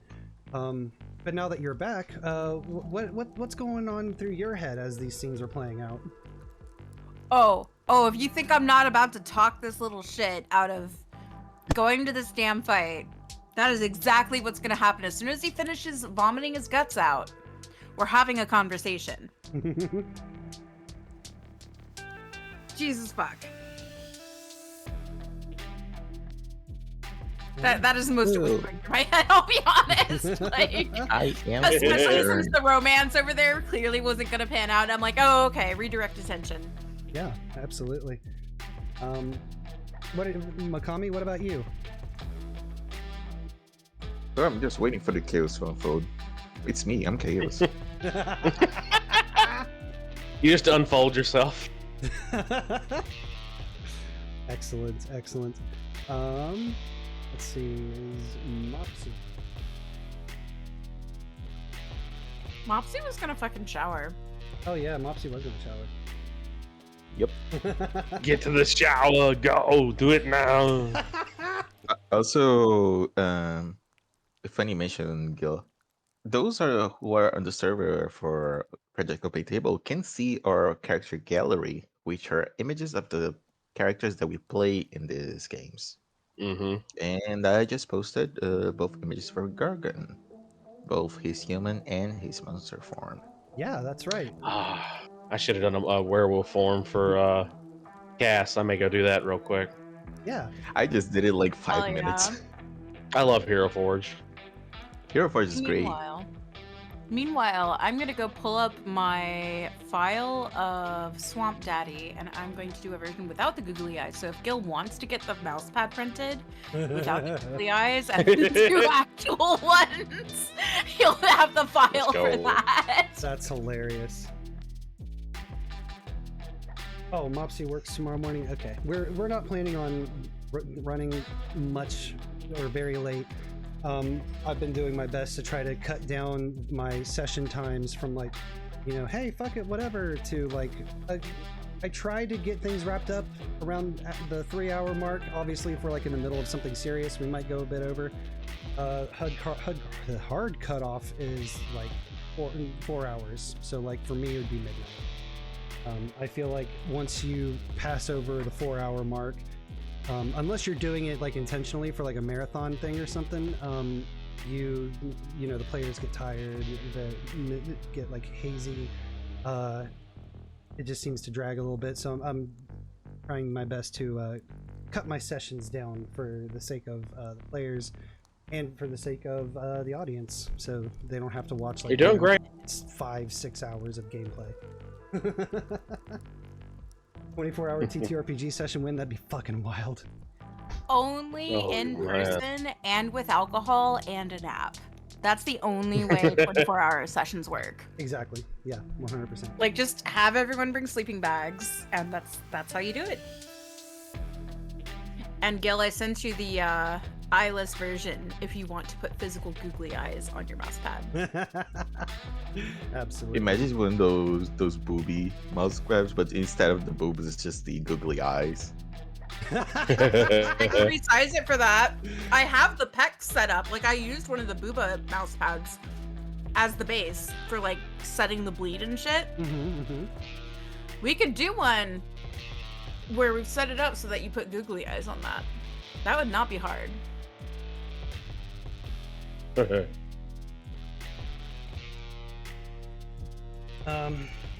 so whenever Mopsy joins us back up, then we'll continue rolling. Oh, important. Can I say some important notes for the audience since Yes. Mopsy's not back? Absolutely.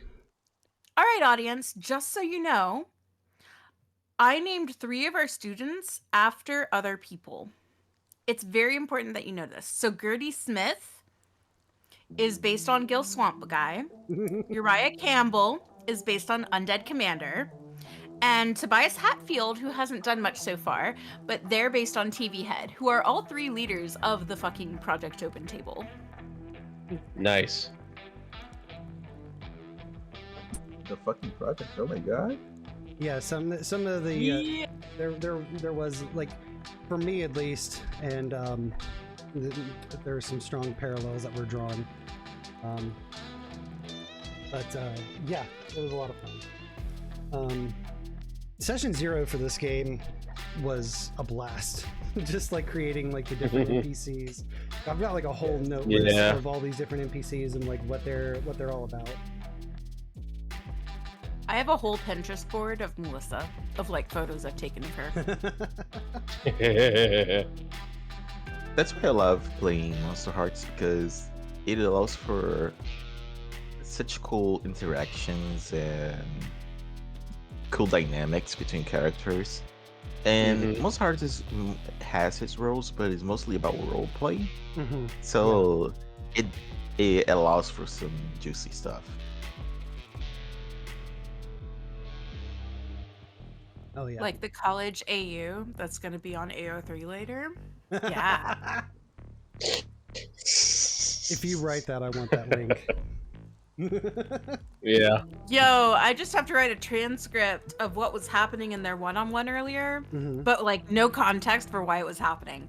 I don't know if you guys were paying attention to what you were saying, but that was absolutely perfect. If you were talking about being gay and having sex and doing some experimentation instead of I honestly don't remember what you were actually talking about, beating someone up, I think. Yeah, Roslin was just an instant locked, like, oh, this is good material, this is good material. I was like, I know what this conversation is actually about. Roslin is it's all over it, from like the enemies to lovers, because Melod. Hell yeah.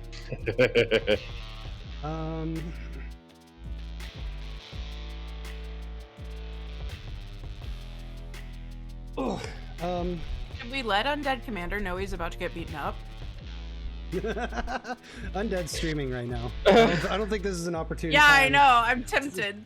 I don't know if this is an opportune time. Pop over in the chat. So, just so you know, Gil is getting you to have your ass kicked. We'll see what happens. We'll go ahead and we'll put Mopsy's scene on pause for a moment. And we'll flash back over to, like, you know, it's still a little bit before the fight, but like I said, a lot of people have shown up.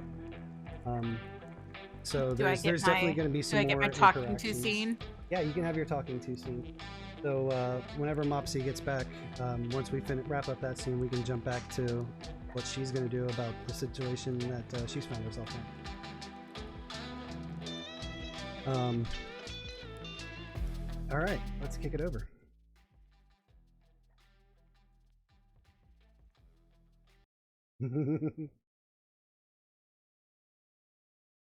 All right. Let's go ahead and change our scene. I misspoke earlier. Back to Haxton Lake. I knew that name didn't sound right off the rip. Haxton, not Braxton. It's Haxton. Haxton. My apologies. Um, so we're back at Haxton Lake. More and more people are beginning to show up for the fight. So far there hasn't been any sight of Damien yet. But the little spot next to the lake, next to the parking lot, is more and more cars are beginning to pull up. Cassidy, you had just got done speaking with Uriah. Uriah is currently peeping his guts up under the ground. And Grace, you are now there too. Yup. As soon as he's done vomiting, I'm gonna try to pull him aside for my own version of a pep talk. Okay.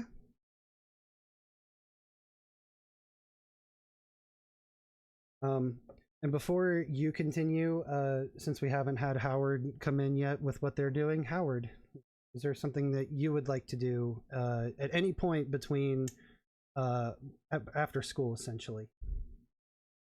I mean, obviously, Howard would check back home. Mm-hmm. Not a good experience, but he has to leave his books and just to show he's alive.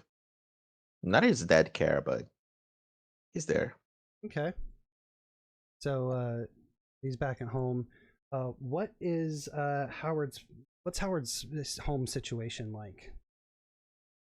You said that he just doesn't he just kind of like shows up to show that he's alive and drop his books off.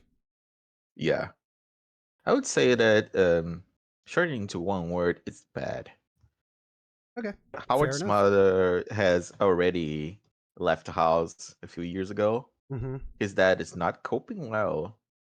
I would say that he is the main problem, but he is not coping well. So with two people in a house that are not quite there mentally and don't much care for obligations, the house is a mess. It's been in eroding for a while, but it's a mess. Like trash everywhere, clothes that haven't been washed. The furniture is just asking for help. And his dad, as usual, is watching TV with a beer in his hand and a bunch more bottles already empty. So yeah, so you make your way back into your house, and you make your way through the front door. Your dad's sitting in his chair watching TV, beer in hand. And he kind of looks at you, and he says, "Well, how did school go?" Fine. Fair enough. He just kind of turns his attention away from you and back to the TV. I'm not coming back for dinner. All right.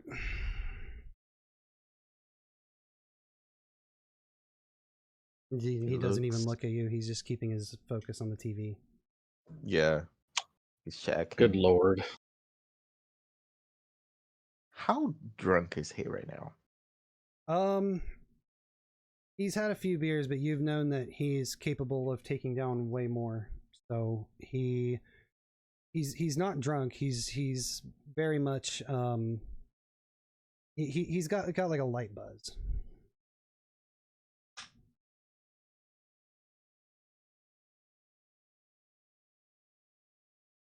Howard's going to take a look before he went through his room, just right by the walkway. Mm-hmm. It's going to gesture to say something, but he catches himself on it and says, "Don't wait up." All right. Just remember you got school tomorrow. Yeah.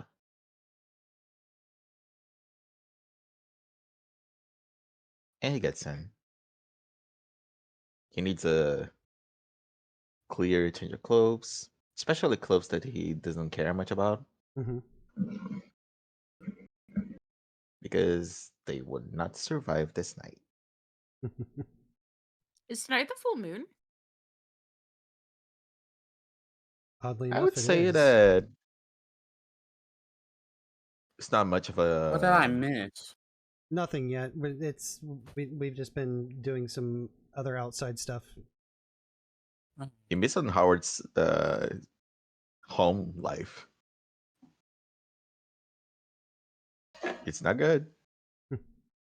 Quite in fact, it's terrible. So you go into your room, you get into a change of clothes, probably like you said, some clothes you don't really care about, like maybe some jeans with some like rips or holes in them, and maybe like an old T-shirt. Maybe the graphic is faded out from it. Howard's much a guy of like for what's the word for it? Tartan. Okay. Yeah. So it would be like a not a t-shirt, but a long sleeve shirt, but it's quite old. It probably won't survive, even if he wasn't transformed. But it's at the end of his life, Okay. and not like he doesn't have a bunch out of them. In fact, he just wears them. Well, he does give it a good sniff to see if he passed the sniff check before he puts it on. It barely does. It's enough.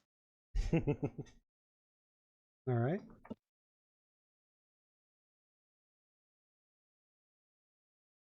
Right. So you're in your new change of clothes. You leave your room.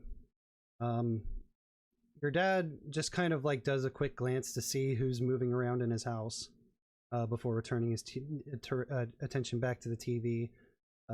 He clears the rest of his beer that he's been working on, and then sets it down and reaches for another full one that's sitting next to the recliner, and grabs it and opens. Howard doesn't even gives a damn to look before he walks through the door. He just goes. All right, where are you headed, Howard? I am headed to the lake because I'm getting there early, All right. and I'm doing my best to stay out of view of everybody. So when I show up, it's a surprise. Okay. Mopsy, now that you're back, let's continue your scene at the old football field. If we must.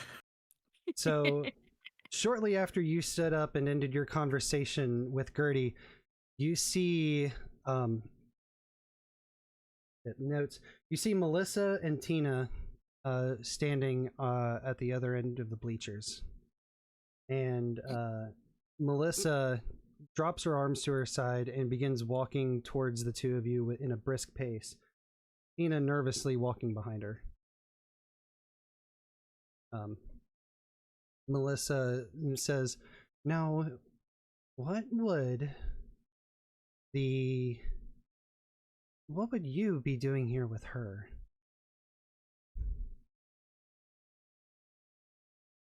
I don't know. What would the school skank be doing here? Oh, Yeah! Get him! just cue the regular show. Whoa! Fuck yeah! Melissa looks to you and says, "I wasn't talking to you, sleaze. I was talking to her," and motions towards Gertie. And you see Gertie begin to start clamming up. She goes, "Melissa, I wasn't doing anything. I just happened to. I was here doing some reading, and Ophelia just happened to be here, and I figured I would. I figured I would. We were just having a conversation, a totally normal conversation. It's nothing. I'm gonna go." And she begins to get up, and Melissa says, "No, I don't think so. I think you're gonna sit right back down." And Gertie freezes. Oh. And Melissa continues, it's like, you know, I've had my eye on you, Gertie. I've had my weird suspicions about you, and word travels fast in this school. The only reason why you would be having Ophelia out here is to confess your love. How sweet. Ew. And Gertie just goes absolutely red-faced, sweating. Her hands begin trembling. And Gertie's like, no, it's not like that at all. I'm not like, no, it's Melissa's like, yes, that's right. It is a sin. And you should be deeply, deeply ashamed of yourself. Please set this bitch on fire. So is sex before marriage, but you keep doing that too, huh, Melissa? Yeah, get her. Ophelia's taking names today. Ophelia's got everything. Ophelia with the steel chair out of nowhere. By God. Melissa looks to you and says, sweetie, I know you're all weird and goth and dark like, and whatever. I guess you can't save all the souls, but you could at least do better than her, right?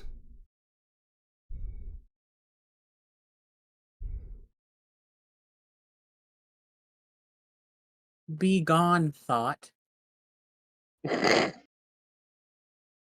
little that is Ophelia's literal reaction. Like, just looks up at her and says, "Can you just like be gone, thought? I don't want to be caught talking to such a little sleaze bag who just sells her body out to every boy at school." God damn. Melissa gets up front in your face with you. Oh shit. And she says, you have no power here.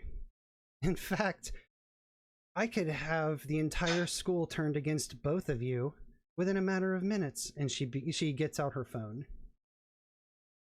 Out of context, where's Betty when we need her? Right? The true protector we all need. She gets her phone out and she shows the screen to you, and she sees, or you see, that she has taken pictures of the two of you sitting together. And she says, all I have to do is send this out. And, well, you know how this town is with people who aren't quite normal. Question. Mm-hmm.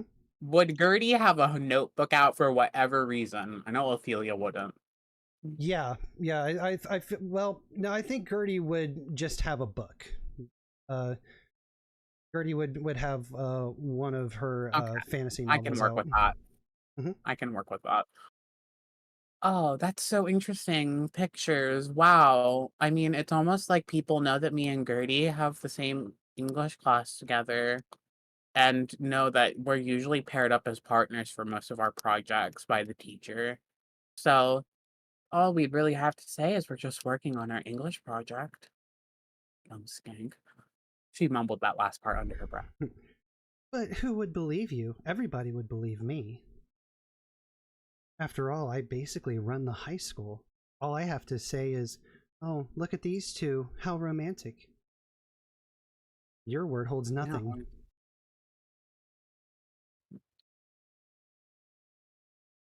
God, where is Betty when I need her? Caught a bitch. Fucking caught a bitch. I need... Manifest Betty. I want to attack her, but I can't let... No. I feel like the demon would be getting, like, pissed off. Like, who is this bitch? Who is this bitch right here? Let me at her. And it's like, Then suppress let it. him at her. Who cares? Let the goddamn demon at her. Who cares? But then that lets Ophelia's secret out to this very religious town. Counterpoint. bitch. That's not the word I was Just gonna a- say, but I edited it. just do a little sin, just as a treat. Just a This little is a thing. Just a treat. In and out, 5 minutes. You activate it, and the demon's just like Just the tip? to make the Hellboy reference. Hey, they're playing my song. Would there be anything that I could have my demon do to mess with her phone? That is a great question. Let's take a Ooh. look. You know, I mean, I'm thinking of like the spiritual, how like, you know, apparently ghosts can affect electronics in some way. So maybe drain her battery or something. Ooh, that'll get it. Yeah. Let's open up your character sheet and see and take a look at what you've got going on with your dark power. Let's see. So your bargains, you've taken the power flows through you, which you can give the dark power string in order to add 2 to your next roll. And you have uncanny voices where you can give the dark power a string in order to realize a secret about someone you're talking to. Hmm.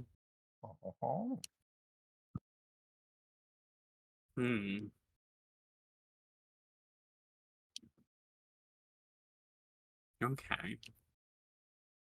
So what would I roll for uncanny voices? You don't. You just give the you give the dark power a Ah. string, and they'll tell you that you'll get a secret. The power of blackmail. I summon my demon and use the power of the uncanny voices. All right. Give me a deep, dark secret about Melissa, whatever the fuck her last name is. Okay. So you give a string to your demon, which I think brings you up to 2 strings with your demon. Hooray! So the demon, you feel the presence again throughout your body, and you begin hearing these discordant whispers in your head, and eventually they clear themselves out to give you the message that of all the people in the high school, you are the one that Melissa fears the most. Just by the way that you present yourself and the people that you choose to at least fake a friendship with, she is deeply terrified that you are incredibly volatile, and that if anybody is going to hurt her, mainly physically, it's you.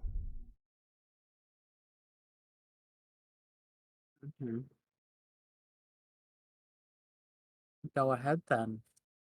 Post it. See what happens.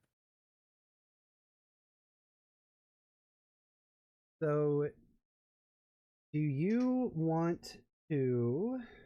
Let's see. This sounds like you want to shut someone down. Oh boy.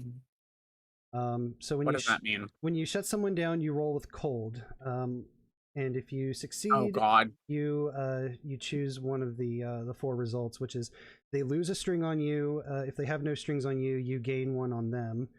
They gain a condition, or they take 1, or you take 1 forward to your next roll.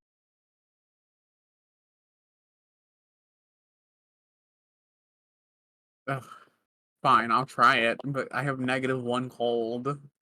You got this. Not as bitchy as you thought you were.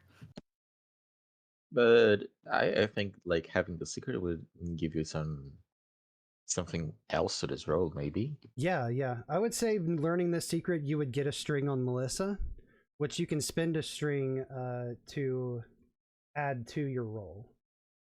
Oh, so I can give a string from someone else to my dark, or from like, oh. Oh no, you because you learned the secret, you now have a string on Melissa, which you can then use to gain +1 to your roll.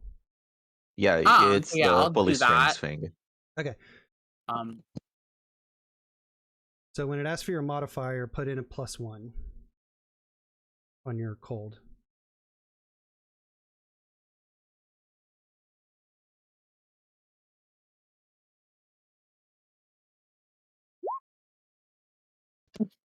Oh no. What? All right. Well, Was I not supposed to put a plus sign in front of the 1? no, it gave it to you. Yeah. Lamau? It just. Lamau? How did that happen? I don't. Uh-oh. Oh, it's because she has a negative. She has a negative modifier. But still, 2d6, even if she rolled Snake Eyes, would still give her a 2. Ah, that's true. Yeah. That's strange. That's very Yes, we all strange. just have to start playing with +1 to all of our rolls.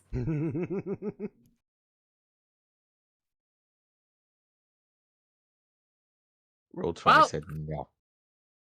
It's a divine intervention that have Melissa like, get her ass kicked. damn you, God. Damn right. All right. Well, regardless, even if you had an extra 1, that's still, at minimum a 2, which is a failure. So mark experience, and Melissa is going to just smirk at you and begin typing on her phone. And you hear... God, I want to push her off the fucking bleachers and kill her right now. I mean, Just the power course through me. Murder. You hear from behind you, Gertie is hyperventilating. Oh, shit. While Melissa is typing something on her phone.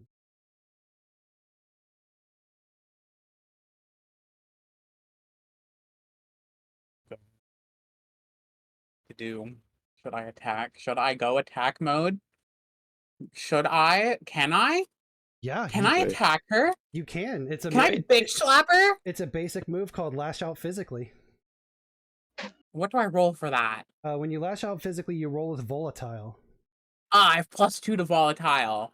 Do it. Let's Get her. go. Okay. Hold on.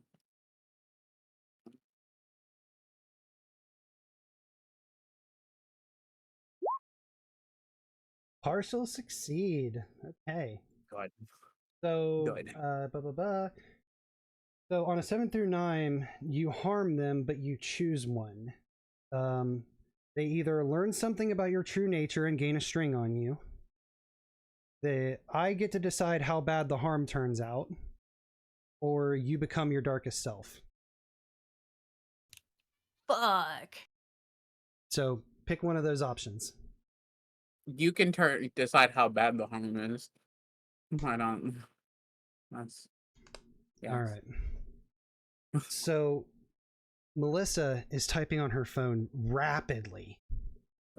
Oh, jeez. And you hear Gertie like hyperventilating behind you.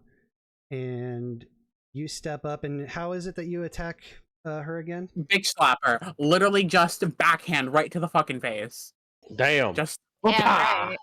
All right. Do it.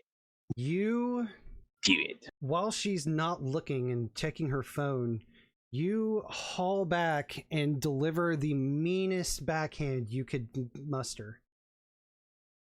And when you do this, a few things happen.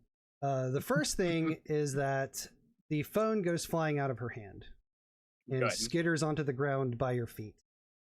Good. The second thing is that you severely underestimated your strength. When you backhanded her, it knocked her sideways and she begins to stumble, and she hits a piece of the old railing from the on the bleachers. Which Wow. this old railing that should have probably been condemned by this wait. point. I'm just gonna say pineapple if it gets too gory. It's not. Valid. Okay. It's not. Okay. I don't like gore. Okay. That's fine. Yeah. It's not. There's no real gore involved. Okay. Okay. But you backhand her so hard, the phone skitters out of her hand to your feet. She stumbles to the side, hits against the railing of the bleachers. The railing gives, and she plummets to the ground. Oh my god, I'm a murderer. She Yes. falls. She doesn't die, but but when she lands on the ground, she lands on her shoulder at an awkward angle, and you hear a crack. Oh. All right. Hooray! Nice and distressing. We did it, everyone. We took her down Is that what together. I we're would say that Okay. I would And say that as a Christian, Melissa should know that God's timing is always right. Oh my god. so Melissa has taken 2 harm and now has a broken collarbone and a dislocated shoulder. Good. And she Ouchies. is laying on she landed on the track that wraps around the football field, and she is laying there, banshee screaming in pain. And you look over to Tina, and she is staring at you, just shivering, looking back and forth between you and her friend laying on the ground. Yeah. Ophelia's just giving her a dead stare. Not even a smile, no nothing. Just a whole no playing game sort of look. Waiting for her to make the next move. You're like, you want some of this, bitch? You want some toast? Tina begins to back away a little bit, and then you hear Melissa screaming for Tina, and Tina books it and takes off running down the end of the bleachers, down the stairs, and eventually over to her friend. Oh gosh. Melissa's phone is still laying at your feet. I would shady, but I'm just gonna swipe it with my foot off the bleachers to hopefully Hell correct yeah. it. Yeah. You scoot Melissa's phone over to the hole in the railing that was left, and it skitters off the side, falls, and it lands onto the track, and the screen cracks. Well, it's fucked. It does And that iPhone thing where like the one small bump just completely like spider webs the entire screen. Insult to injury. So now the screen is practically useless. Okay. I would have Ophelia turn to Gertie and offer her her hand and say, "Let's get out of here. I heard that there's going to be something interesting at the lake." And promptly skedaddle the fuck out of there. OMG. Gertie very nervously, still flushed, still kind of in a panic state, very shakily puts her hand in yours. Squee. And That's the closest she'll ever get. First days hand holding. And you two skitter off. So yeah, let's go ahead and flash back over to Haxton Lake. Ophelia's wanted by the police. All right. It's not a crime if you everybody don't know. So to reset the scene, some more kids are starting to show up for this fight that's about to happen soon. Cassidy had just spoken with Uriah. Uriah's puking, and then Grace pulls Uriah off to the side. Okay. I'm ready for this. All right. How are you doing, Uriah? I ain't gonna lie to you, Grace. I'm scared shitless. That's a pretty reasonable and normal reaction. Why are you fighting this person? Well, hell, you heard it in the lunchroom. He thinks I was the one who kicked the chair out from underneath him, but it wasn't me though. It was Chester. Chester was the one who kicked him, and I don't know how nobody fucking saw him, but I just happened to be in the wrong place in the wrong time, and he challenged me. And well, if I don't stand here and put 10 toes down and do it, then I feel like I'm just going to suffer worse than if I just stood here and took it on the chin. You know what I mean? No, I don't. What do you mean? What are you worried about happening if you don't do this fight? Well, hell, if I don't do this fight, then you know how the school is. I'm gonna, people are gonna think I'm weak. They're gonna call me a pussy and maybe push me around some more. I don't fucking know. Is that different from what's gonna happen if he beats the shit out of you right here, right now? Yeah, but I mean, no, I don't think so. But I feel like if I at least stood here as a man and tried and at least took it, then maybe the social backlash won't be as bad. You know what I mean? I don't know. Shit. I don't know either. I don't understand that. You're worried that if you don't do this fight, that people won't think you're what, a man? Which around here, that means you got a dick, right? That means dick and balls here. Have you I been in mean, the locker room?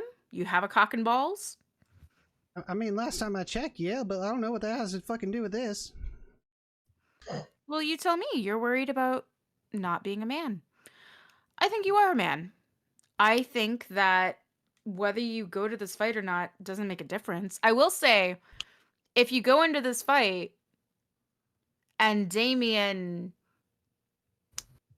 unleashes himself on you, what if something happens where, I don't know, he could bust one of your nuts open?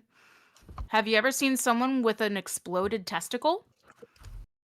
Oh, there was that one bicyclist guy. He won a bunch of races with only one testicle, didn't he? How's your athleticism? Are you an athlete? I mean, I'm on cross country. Do you think that you'll be running a lot of races once you bust one of your nuts open? I don't know. Hell, it might make me louder. What's the last Oh, injury you no. saw on the track? What's the last time someone got injured? How long were they off track? Well, I mean, Kyle pulled a hammy during one of the qualifiers, and that's about really as worse as it got. And he was just off for a little bit. Yeah, but you're a senior, and we're coming up on prom. You're almost done here.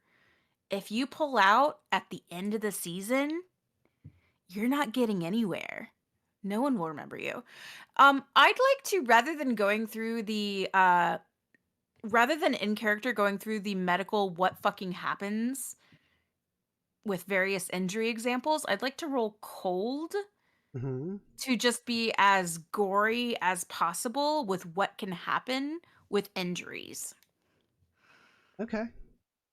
and try to scare the shit out of him, basically. Do you currently have a string on Uriah?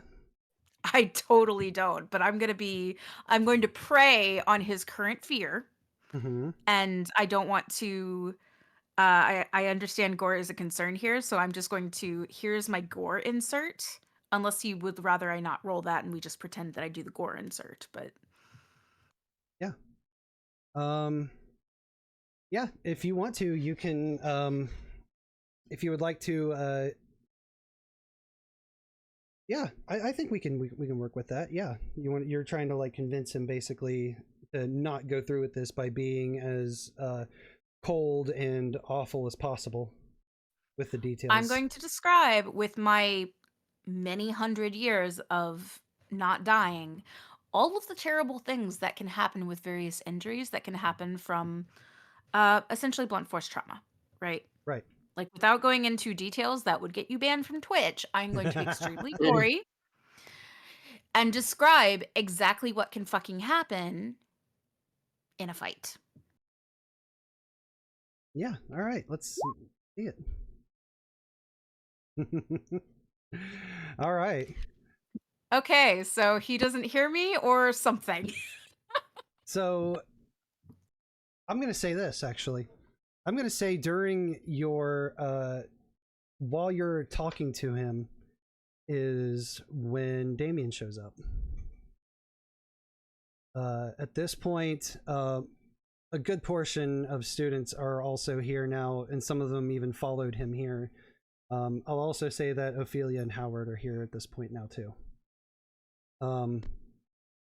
So Damien gets out of his truck, his lifted red pickup truck, and he hops down and he starts walking over towards Uriah. He's not getting close to him, but he's making his way. And he goes, "Well, looks like the shitbag showed up. This is gonna be easy." I take the last minute to dive in and explain very, very briefly. Just take it. If you're determined to have this fight, take a hit, try to take one to the gut, buckle over, and stay down. You're not going to win. It's okay. It's okay to not win. If you're determined to fight, go down, stay down, and you will have done the fight. That's it.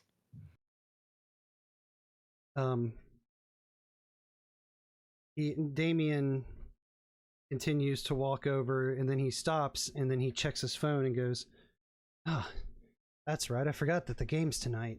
I gotta be over there here real quick. So, what do you say we make this real quick?" And he snaps his fingers, and you see 3 of the other football players line up next to him. Are you? Okay, I'm I was not gonna taking say. photos.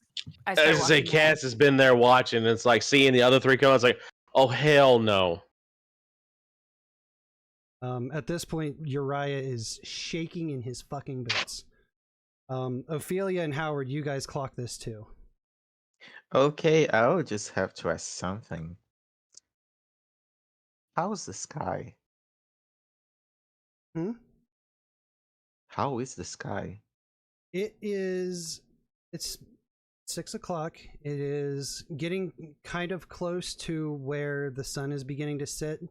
But you can see, like, you know how, like, when it gets to a certain time of day, you can see the sun and the moon out at the same time?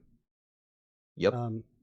It's beginning to look a lot like that. The moon is barely visible in the sky, but you do see that it is full. Okay. Ophelia, what about you? You and Gertie are there now. Listen, after what just happened, Ophelia's just gonna sit back, maybe get involved if she has to, but doesn't want to. Okay, Like, she enough. just doesn't want to, but if she has to, she'll bitch slap a jock too. Maybe send him flying into the lake, but who knows? Fair enough. All right. Cassidy and Howard and Grace, you've seen these 3 other football players line up next to Damien, and now they are all starting to walk towards Uriah. I'll definitely say that Cass, like, it was originally doing the whole leaning against the tree thing, keeping an eye on things, but staying back. But then sees that Damien is not doing this alone, and moves away from the tree and steps forward, and is like, make sure he's by Uriah at this point, and is like, "What is this?" Damien and his buddies stop again, and they go, "Oh, look at that! Did you enlist the help of this freak?"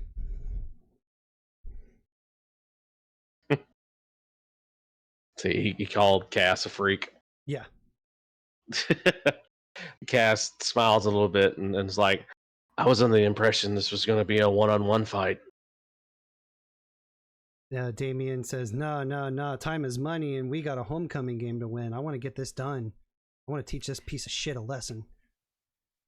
This is going to make such a great headline. Hang on, let me get some photos here of you 3 big beefy men coming up to the guy whose sole job in life is to run and beating the shit out of him. Wow, I can just see it all over the school paper. You 3 taking 3 of you muscle heads to come up to this one little puny guy and kick his ass. This is going to be beautiful. The town is going to talk about this for the next 10 years. And I start snapping photos. This sounds like you're trying to shut someone down. Yep. You're damn right I am. Yeah, give me a cold roll. I just have a quick question. You can do it. Me trying to find the fucking roll. Hang on, I'm trying to. Where's my ref sheet? What do I roll? Shit. You're gonna roll cold. I have 10,000 tabs open. Okay, rolling cold. And do you have a string on any on him? Oh, you don't need it. Let's go! All right. Choose one of the options. They lose a string on you. If they have no strings on you, you get one from them. They gain a condition, or you take one forward.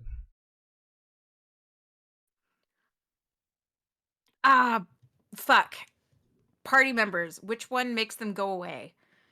Is run the fuck away one of the conditions I can apply? So a condition kind of works like a label that everybody else will begin to see them as.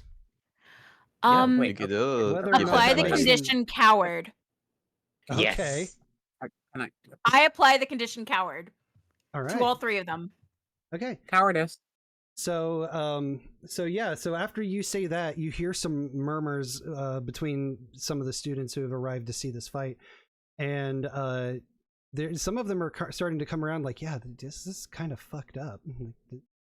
Like everybody else was under the impression it was going to be on one-on-one, but now that it's turned into a 4-on-1, people are starting to take your side. 3-on-2? Or, huh? 3-on-1. 3-on-1. Okay. 3-on-1, but well, technical 3-on-2 wasn't Cass gonna like join no, it? It was Damien and 3 of his buddies. Yeah, Cass is there. A lot of them. Yeah, Cass is there to kind of provide backup and call bullshit on this, and then with Grace doing what she did, Cass is going to be like, talk about cowards. It's no honor amongst the lot of you, taking 4 people to just beat up one person. Here's your photo in Discord. I take that photo. I had my own little plan because I was gonna ask, what's the jock's name? I'm sorry, Damien. What's Damien's relationship with Melissa? Aren't they like fuck buddies or something? I thought she was fucking Kyle. I don't know. I can't remember. I don't know if that's information that your character would know. I mean, there's a way to find out. Well, I mean, like, considering that who is her public boyfriend? I would have expected it would have been like Kyle, the isn't it? quarterback of the football team. Yeah, Melissa's public partner is Kyle. Damn. Well, that kills my chance. Well, we already finished it anyway. Good job, everyone else but me. No, you helped too. You did help. So I helped by sitting back and watching it all unfold. You slayed earlier, though. You did. You fucking killed it. That was great. Almost literally. Yeah.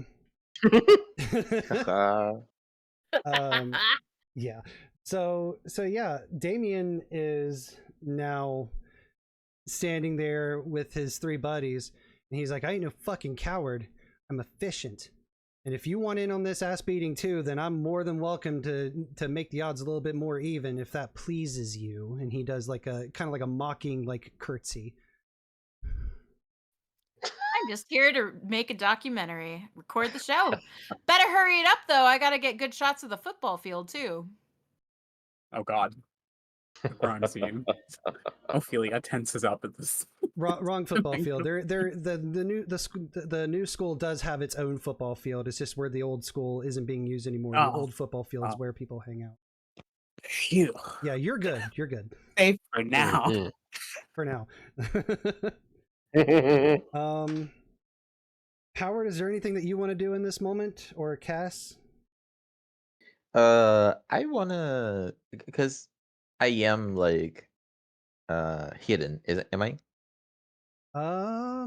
If you want to be like kind of towards the back where the focus isn't on you, yeah. Yeah, I would be like pretty much out of the way, just out of a vision of everybody, because I am grabbing a stone and I'm gonna throw it at Damien. Oh shit! Yeah. All right. Get him. That sounds like lash out physically. Back to the olden days. So give me your volatile roll. I am also pulling a string that I have on Damien to add 1 to the harm I will do to him. Okay. Oh shit! Before you roll, what is these? What like is it just like a regular rock or like what are you throwing at him exactly? I'm picking up the most big rock that I can successfully throw at a distance. Okay. And I aim it at the head just to be sure. It's not Yeah. Oh, a shit. boulder. All right. It's a rock. Give me your Snap, snap, snap, snap, snap. give me your roll. Give me your volatile. Okay, let's go. Womp 9, womp. baby. A 9. Another 9. Partial success. So they either learn something about your true nature and gain a string on you. I get to decide how bad the harm turns out, or you become your darkest self. Oh, that is Ooh. juicy. What's That the is option? juicy. Just remembering that I pulled a string to add 1 to the harm I dealt to him. Yep. And I am becoming my darkest self. So go ahead and explain what that means when you become your darkest self. Well, when Howard becomes his darkest self, he transforms into a terrifying wolf creature. I crave power and dominance, and those are earnest to bloodshed. If anyone attempts to stand in my way, they must be brought down and made to bleed. Oh, let's go. Okay. And as I have unstable, when I become my darkest self, I mark experience. This is true. And strength to primal dominance, when I harm someone, I take a string on them. Damn, setting up the Oh, combo. yeah. Hell yeah. Oh my god! Jeez. I swear I'm not having Maxer, I swear. Okay. I was just thinking, I'm like, damn, I didn't know we were doing this. So, a hefty rock to the head with an additional harm tacked onto it.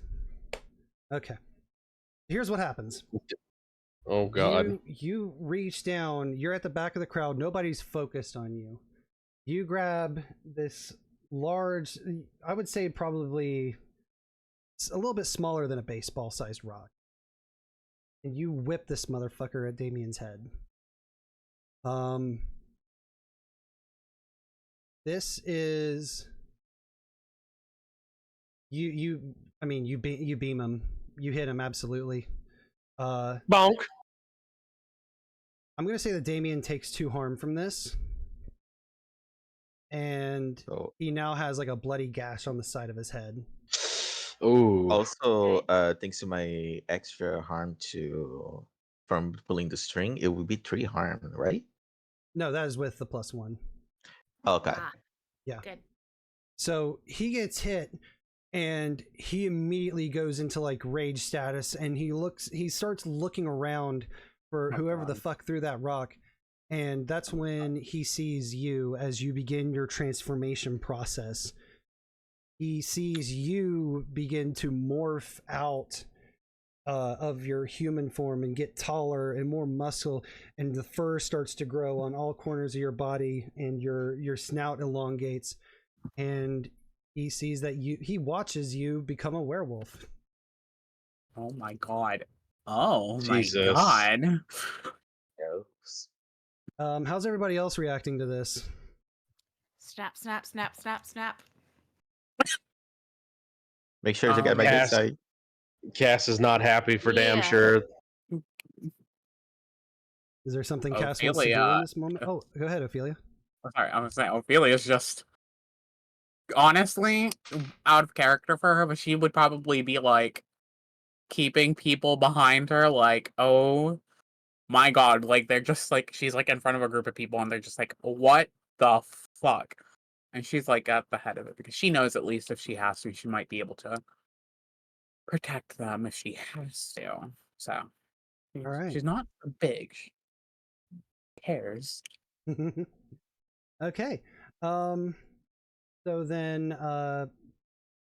so basically Howard, you now see Damien as like your primary target essentially. Yep. Cass, does anybody else want to react to anything to this whole ordeal happening? I am at least 20 feet away. and I am pulling back poor fucking Uriah away from what's happening. Like physically trying to manhandle him out of the way. Uriah is frozen in shock because he happened to be at the right place to see this whole transformation thing happen too. And he is slack-jawed.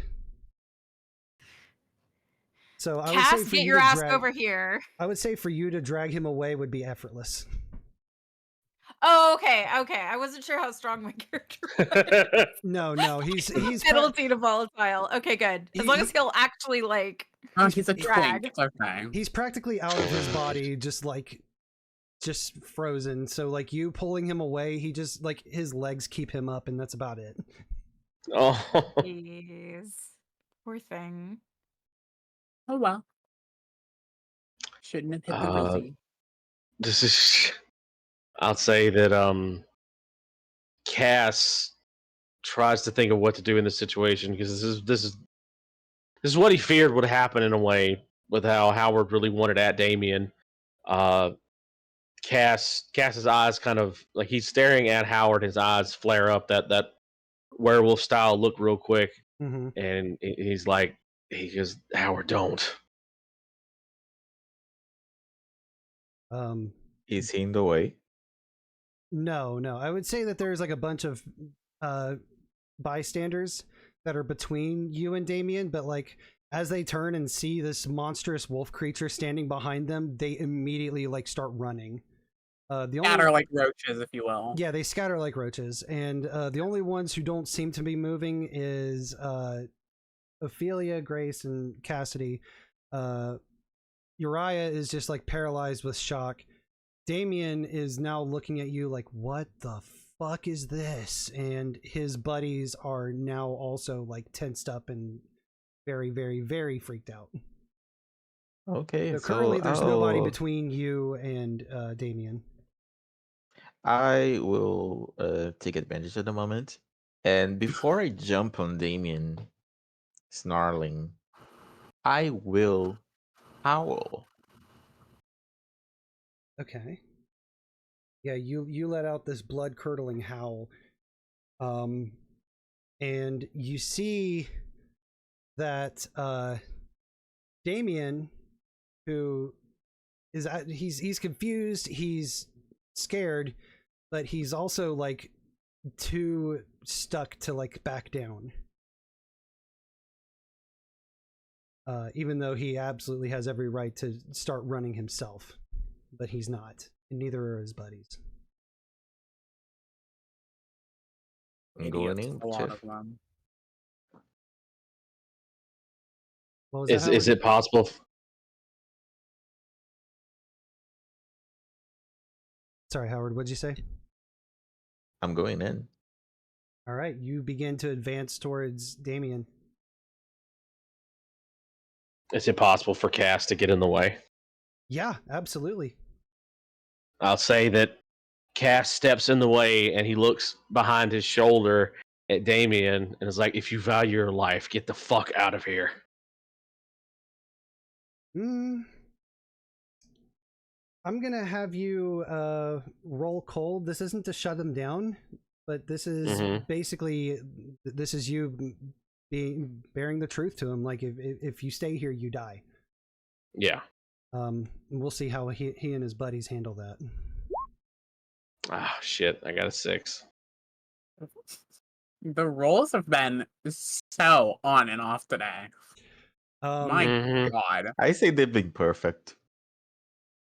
Damien looks to you and says, the fuck's that gonna do? He's gonna catch me anyway.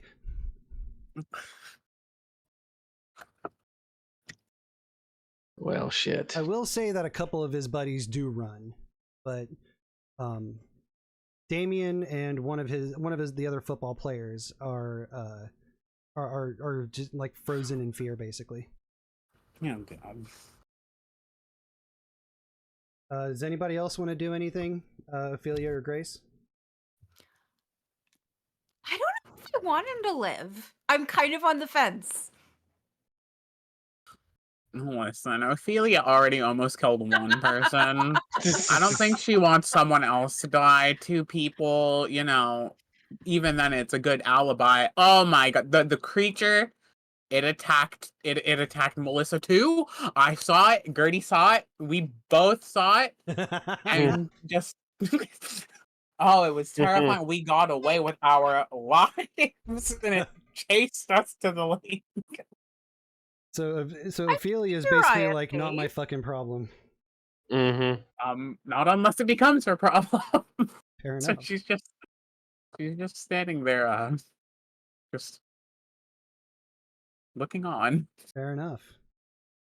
All right, Grace or Cass? Or Cass, you said that you're going to get between them, so you've done that. Grace, Yeah. is there anything that you'd like to do, real quick? All right. So he's clearly about to kill this fucker, right? That's what it seems to be. Yes. Do strings work in lichen form? Yes, but it's not going to be able to pull them out of it. I can't remember why I had a string on him. Is the other thing. Everyone has a string on me. I like subtlety. Oh, that's what it okay. is. Just like Yeah. subtlety. Okay. All Yeah. right. On your player sheet where it says pulling strings, it gives you the option of what you can do with your strings. Yeah. Duh.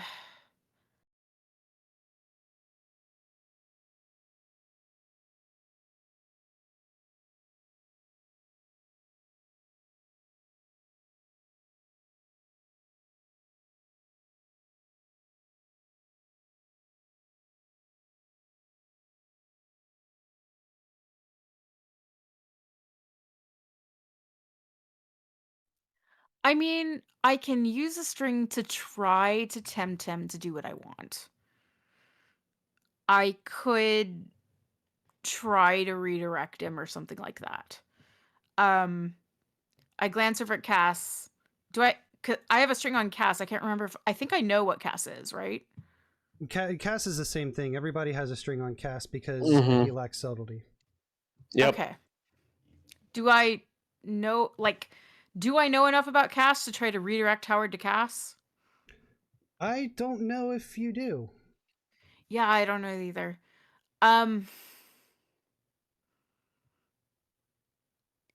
My character wouldn't want to out herself, even though she knows she would survive this. But she doesn't want to out herself, but she wants to redirect. Any ideas from players on how to redirect this?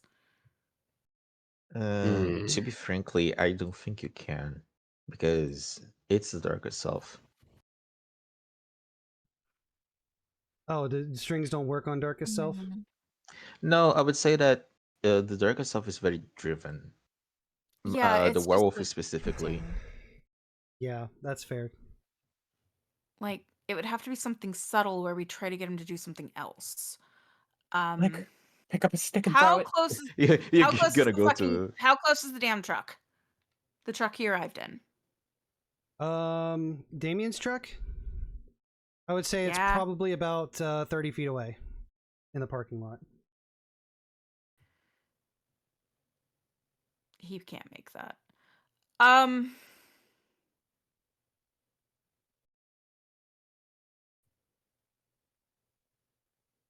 We gotta do something. Shit. All right. In the heat of the moment, all I can think of is the fucking lake. That's all I got. Where's Betty and her silver knife that she just so happened to have just picked up from Craigslist right before going to the lake when we need her? God damn it, Betty, we need you. She's the hero we need. Without any super deep knowledge of lycanthropes, I'm going to try to taunt Howard into going into the lake and following me, because I don't know what else to do. Water is slower? Anybody got any other bright ideas? Don't look at me, I just broke a girl's shoulder. That might be your best bet. I can't think of nothing. I got nothing. All right, fine. I could try big slapping him. That will work. Bright Noah slapped the shit out of him. I'm gonna get in his face with the camera with the flash on. Flash, Okay. flash, flash, and try to taunt him into following me into the lake. What do I roll for that? Is that cold? Can I do cold for that? I'm not attacking physically. I'm trying to yell obscenities and flash. I feel like that would be spinning a string to tempt them to do something. Yes, that is what I'm trying to do. But do I roll something as well, or do I just do the pull it's just spinning the string. Okay, I spin the string. That's what I try to do because I got nothing else. And then Howard can decide whether or not to take that bait and get an mark experience, or to ignore you completely. Delicious experience. Would ignore her completely work with shoving her out of the way? Not attacking, not clawing, but shoving her out of the way. Well, since you're not following what she wants you to do, then I would say yes. Okay. Then that's it. He has a prey, and he won't stop until he gets it. All right. So, Grace, you get into his face. You flash the camera a lot, but he takes one of his massive paws and just kind of like shoves you to the side. You lose your footing and you fall and tumble backwards. But otherwise, you're not hurt. You just kind of get like flung a little bit. Okay, fine. I tried. Cassidy? It's up to me now.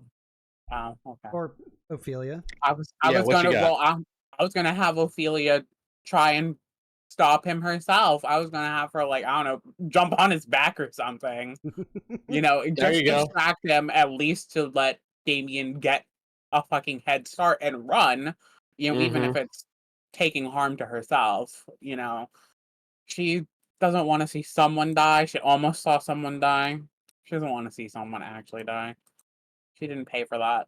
All right, yeah. So you want to jump on Howard's back and try to distract him there too? Yeah. All right. So you have a string on Howard as well. You could spin that to tempt them to like focus on you instead of him for a moment. Okay. If you'd I'll like do to that. spin that string. All right, Howard, you have another opportunity for an experience point if you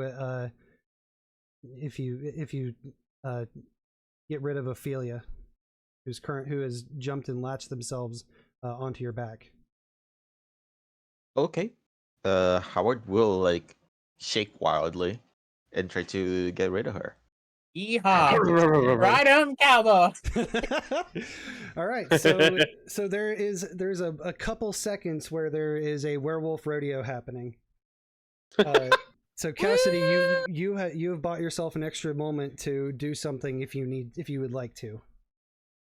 Considering you are standing between him and Damien. I wonder if I can just grab Damien and yeet him towards his fucking truck to get the fuck out of here. You can. If you're gonna yeet him towards your truck, I feel like that's gonna be lashing out physically though, because you are, picking him up and throwing him, which could lead to some more harm. Damn it! I don't want to hurt the asshole, but it's just like I don't know what to.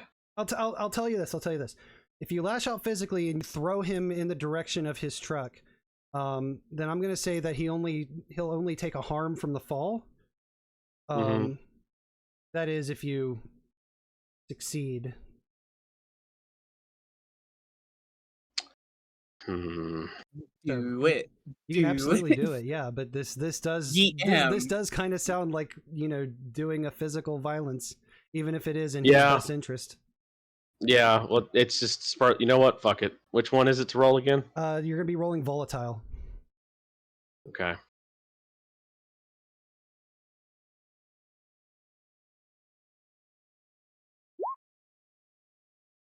What the fuck? Oh no! I have a 2. Why is it a 0? That I'm confused. See, I think something's wrong. Something's wrong with the code in here.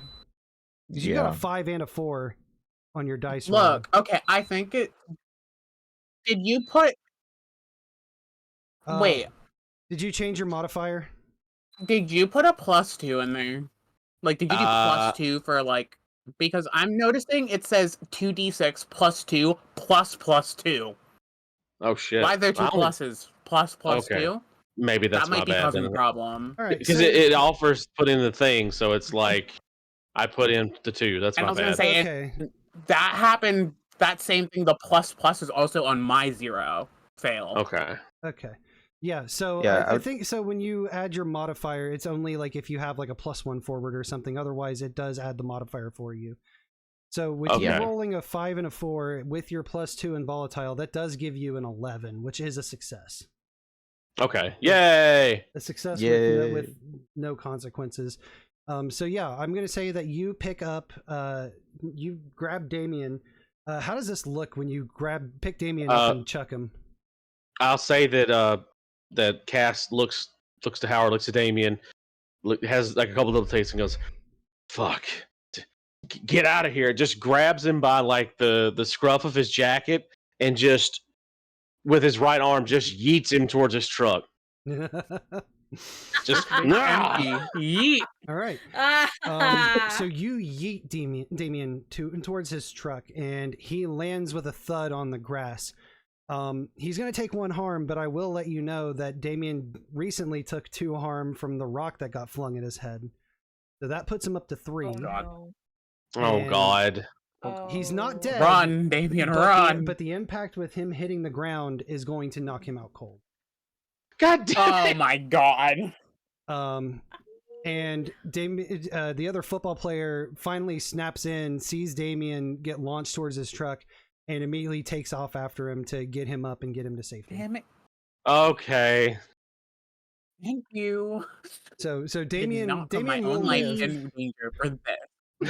He just took a lot of ouchies, and he's taken a temporary nap. Damien will return in Avengers Endgame. Yes, exactly. Damien will remember that. So now I had to. So now the only people who are within like threat range is Cassidy, Ophelia, and Howard. Grace, you've got your Uriah still pulled off to the side. I thought I was on my ass. No, you are on your ass. That's correct. Howard's still there, or Uriah's still there. He's just watching this whole thing fucking go down. Grace, make sure to get Ophelia's good side as she's becoming like a pro wolfback rider. Wow. Yeah, that's what we're doing. It's going on a different kind of website, probably. Save a horse, ride a werewolf. God damn it. No. All right. Same donkey, different werewolf? No. Yeah. All right. So then, Howard, you have Ophelia on your back, and you have been trying to throw her off. Would you like to solve that problem? Yeah, I will I'm sorry. try to This get is her all out of but me clean right more now. forcefully. If I knew you were All right, that sounds like lash out physically. I'd have dirtied the Yep. place up a little All bit. right. Fail. Do not add Fail. anything to the modifier field. Yes. Fail.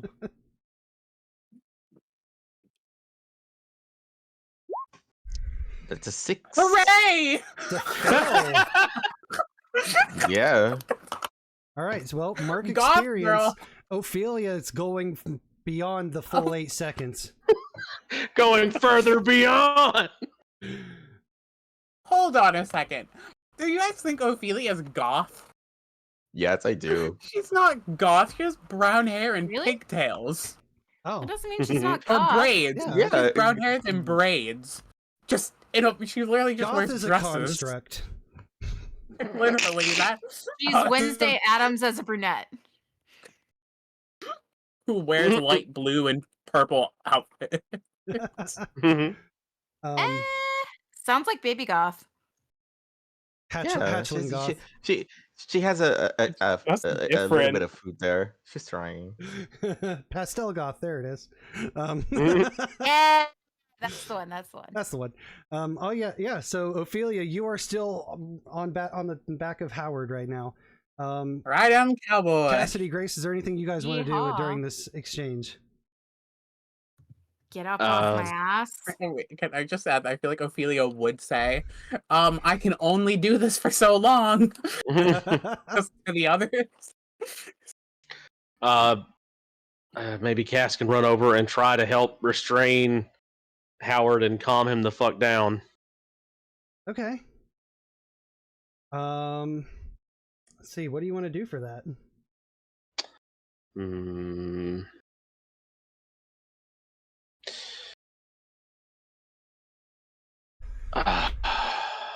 I have an idea. Okay.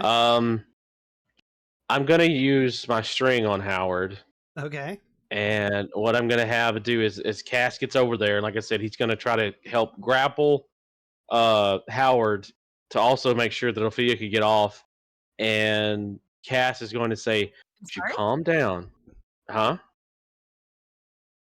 Just continue. Ignore me. Ignore me. Oh, okay. Cass is going to be like, "If you calm down, I will help you to better understand what you have, your power." Oh So, boy. Oh in other boy. words, Cass is offering to give Howard information from what he knows because he has this through his ancestry. He was born with this. He can help Howard master it better, and because he knows that um, just from their interactions that Howard is a loose cannon and needs even just a little bit of focus. So hopefully, this offer of knowledge and training, if you will make Howard relent. Okay. So you Oh, are boy. pulling a string for Howard. Howard, how do you react to this? Oh boy, oh boy. I think that Howard is halfway between let the beast loose, which he likes, and wanting a pack, which Cassidy is offering him right now. Mm-hmm. So I would say that he would try to keep his cool. Very good. You may roll to keep your cool. So you're going to roll with cold.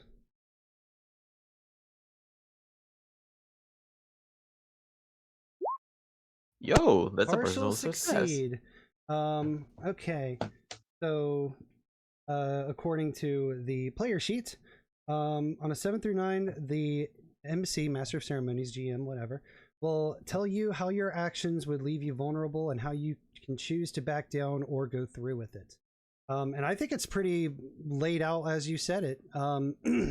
If you back down, then you may possibly form an alliance, a pack with Cassidy, who, as you have come to know, is probably the only other vampire in this town. Or sorry, vampire werewolf in this town. My apologies. How dare you? Sorry, I How was looking dare at a different What? document. It had vampire pulled up for some reason. My apologies. He's the only other werewolf in this town. And you having a pack with another werewolf seems very, very interesting and good for you. At the same time, you love letting the beast loose. It's not that you have a problem containing it, it's that you enjoy the destruction that comes from it.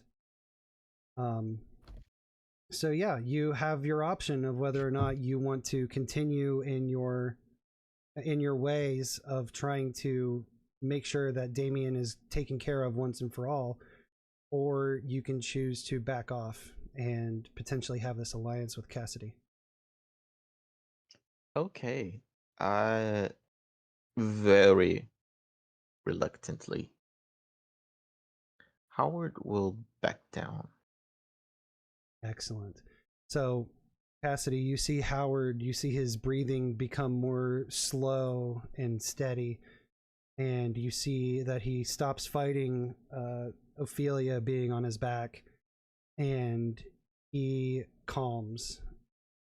And Howard, do you begin the transformation out of your werewolf form, or do you stay in it?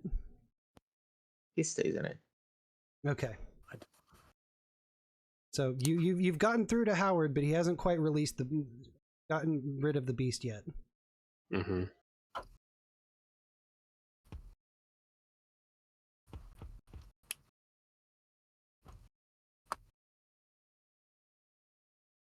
I'm glad that worked. I was nervous. Let's say that Cass sees that he's calming down, but he's still, bestial a little bit, and Cass is like, I understand what it's like to a degree of having the the beast wanting to always be out, and unlike me, you seem to embrace it, which is not a bad thing in most cases.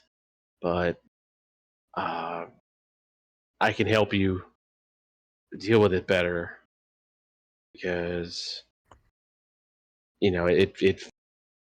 it's not good being alone. I get that.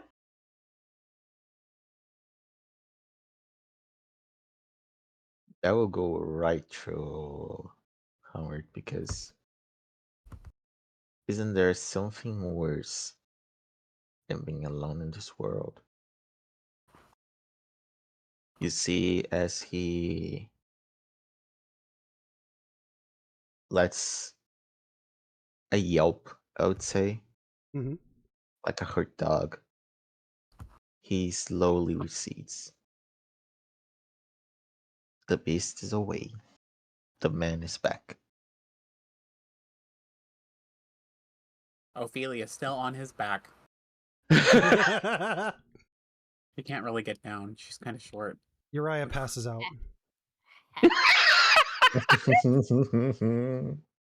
He's such a trooper for being unconscious that long. I'll also say that Cass will even take a moment and offer to help Ophelia get down. So Thank you for changing the reluctantly, will wording. take the help. Reluctantly. All right. So Howard returned to his human form and a budding alliance with Cassidy. Grace with tons of photos. Yeah, I'm thinking strings for days. And Ophelia, having unlocked a new talent. Maybe a career as a professional bull rider, who knows? Cough. The rest of the scene away from you guys plays out like this. So everybody in the school basically saw the werewolf thing. Everybody's talking about it. Nobody outside of the students who showed up to see the fight, everybody has a very hard time believing. Nobody was taking pictures except for Grace, because in that moment of a werewolf randomly showing up, nobody bothered. Hey, I should film this. They all ran for their lives. So now there's a new rumor that Howard is a werewolf, and some people believe it and some people don't. As far as the homecoming game, the star running back is out for the game mysteriously. Some people tried to explain what happened, but nobody believes it. The coaches think that he was dicking off and slipped and busted his head. The football team goes on to lose the homecoming game. They didn't have they didn't have Hooray! they didn't really have a good shot anyway. It was against their rivals, and as far as the rival between Beach Bunker High and Bellston High, it's more like how people would equate the Chicago Bears to the Packers as being rivals. It's very one-sided. So Beach Bunker gets their asses handed to them, regardless of whether or not the star running back was there.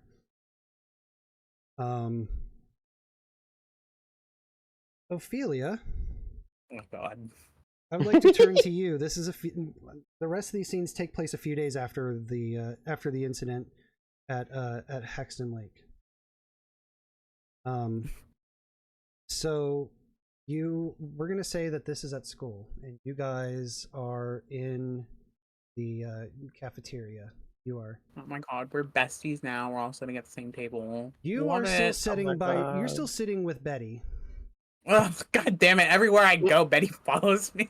I mean, we needed Betty. Everywhere. But I not when we need go. her. She's not there when we need her. But you know. Betty is showing you updated photos of her knife collection.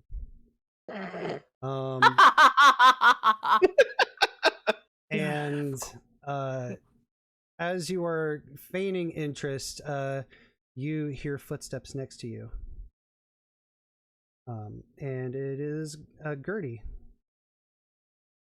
Oh, great. Now I have two people bother me at lunch.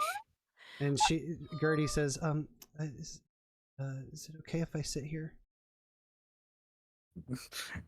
Sure. Anything to get Betty to stop showing me her knife collection. Valid. Gertie smiles and sits down next to you with her lunch. There's a weird pause between the two of you before she says, "So, about what happened at the lake. Did you know any of that was gonna happen?" Me? No, that? No, never. What could possibly give you any sort of idea that I would know anything like that? I mean, it's not like I'm, some sort of inhuman being myself or anything, but just I guess it was just by chance, whatever. It was just strange because you just kind of jumped into action. You didn't run like everybody else did. It was very brave of you. Okay. Your point. I guess I don't have one. Yeah, no, that's fine. That's cool. If you don't want to talk about it, we don't have to. It's fine. But yeah. And also about meeting you at the bleachers. I'm sorry. I didn't know that you didn't experience like attraction or anything like that. I had no idea. So that's on me. I won't bother you about it. It's okay. You better not. Wow. Okay. Well, that was out of character. That would be going through Ophelia's head. Leave it there. It's done. You got rejected. Your dreams got crushed. That's it. Move on. Go after Grace or something. I don't know. Oh, hell no. Hell no. Absolutely fucking not. Speaking of Grace. Fucking humans. Grace, you are in the hallway. And you're at your locker when somebody approaches you. Just hear the footsteps next. And you turn and you see Melissa, who has her right arm in a sling. I assume she's staring at me. Yes. I'm sorry. This just... I can Photoshop anything out. What do you need? Well, I had an unfortunate accident a couple nights ago, and I don't think I'm going to be doing any photos for a while. So just wanted to let you know that temporarily your services are not needed. $50 a week to keep you out of the paper. Deal. And she just storms away. Yep, I let her. Additionally, for another part of my conclusion, you know how I was the only one who got photos? Yes. I also happen to be very good at Photoshop. So I'm going to very tactfully Photoshop in a tag from, what is it, the Halloween, whatever the local Halloween store is. Mm-hmm. And I'm going to do a couple Spirit of tricks Halloween. There we go. Very much Spirit Halloween-ify. I'm going to make those photos look intentionally doctored before releasing them. Oh, very good. I like that. Oh. I'm going to frame it as a joke, as a, hey, so Cass and Howard got the drop on the jocks and scared them away with a fucking decade-old Halloween costume. That's incredible. Yeah, hell yeah. Continuing along my string of marking them as cowards, I'm just going to keep expanding on that. and talk about how many people stuck around, how even Uriah couldn't comment on how ridiculous they looked running for their bloody lives at a Halloween costume. A very obvious Halloween costume.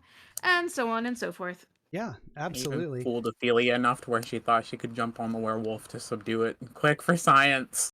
That's so good. And yeah, and Uriah's reputation is untouched. Due to your Photoshop work. He still gets like bagged on every now and then, but it's nothing like Damien was about to do. Basically, nothing has changed necessarily for Uriah. But I did my best. maybe he feels a little bit more confidence in himself because he was able to stand there and, you know, say that he at least attempted to confront Damien. So maybe he got a small little confidence boost out of it. Yeah. Good for him. Good for him. Well, let's see it. Cassidy. We'll say that you guys are... You are at Hallie's Pizza. Ooh. You're hanging out with Jonathan. Jonathan has finally been able to convince you to download this new game that he's been playing. Something about how you're these soldiers who like airdrop onto planets and shoot bugs and robots and shit. You cheeky fucker.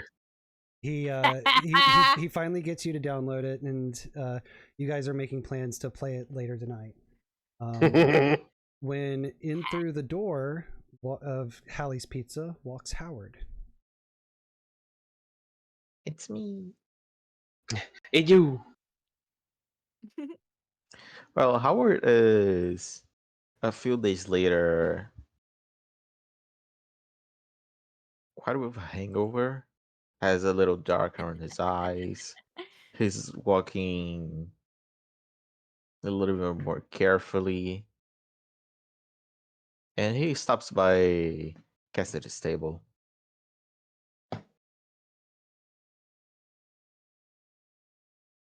Howard, are you all right? Been worse, I think. You want some pizza? He looks at the pizza and it's clear that he hasn't eaten anything. And he just nods. Pull up a seat. Tell me your preferred toppings. I'll get you something. We'll make it work.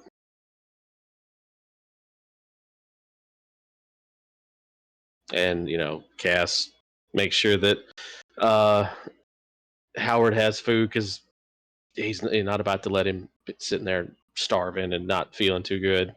And, you know, it's like, in a funny kind of way, Cass has Joseph, but also has Howard now.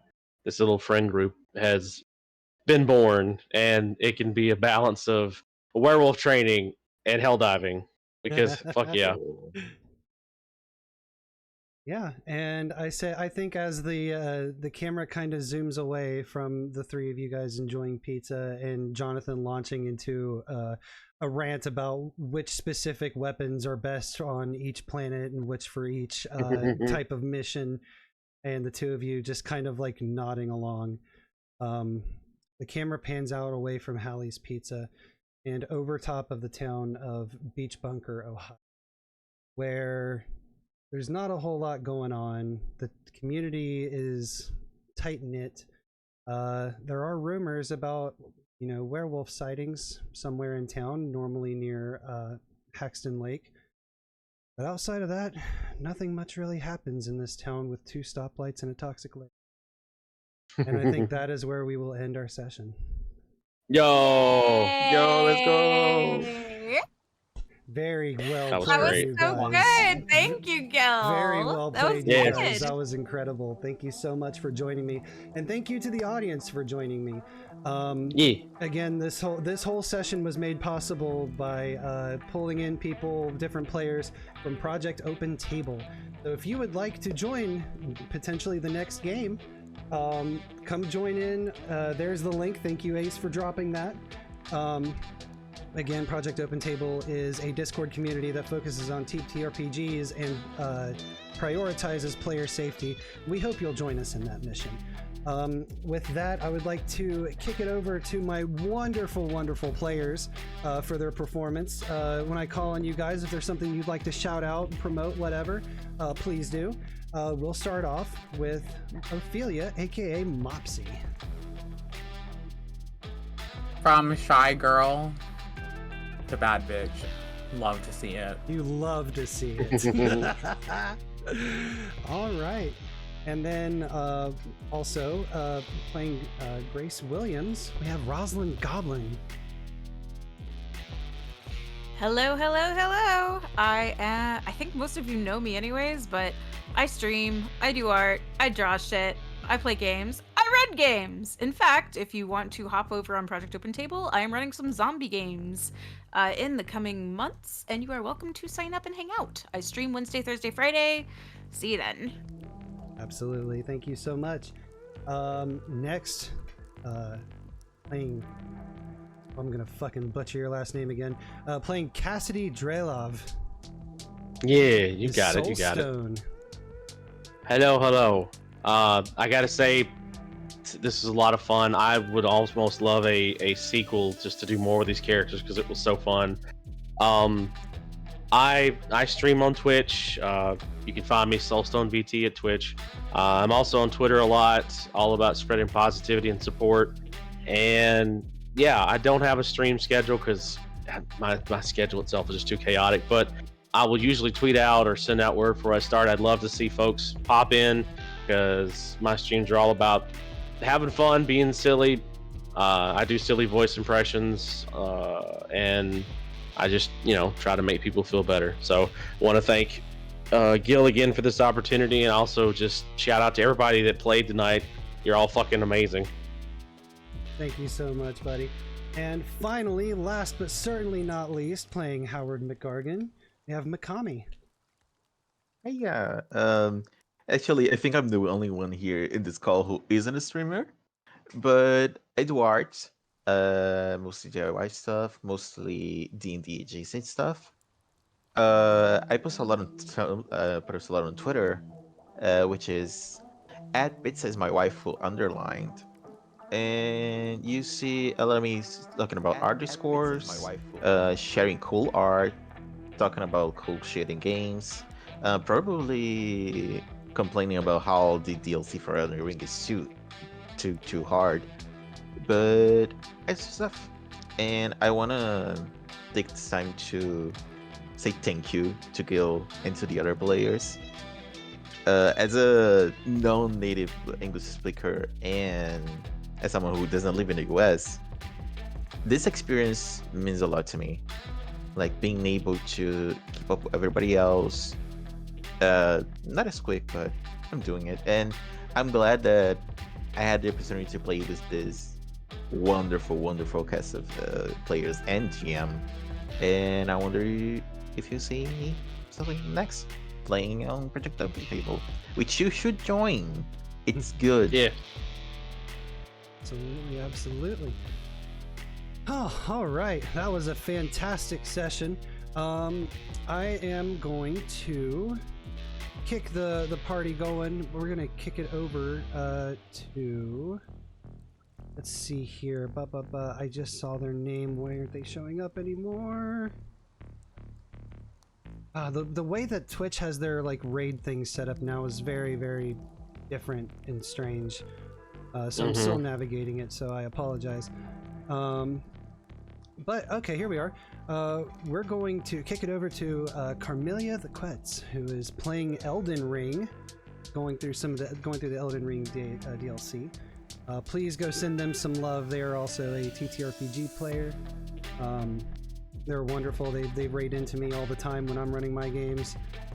So yes, absolutely. Please go give them some love, give them a follow, tell them the Swamp Dad sent you, and I will see you guys on the next one. I hope you guys all have a wonderful night. Thank you for stopping by. Bye. Yeah, goodbye, everybody. Bye. Thank you, Thank you Daddy. for showing. All right, and we have.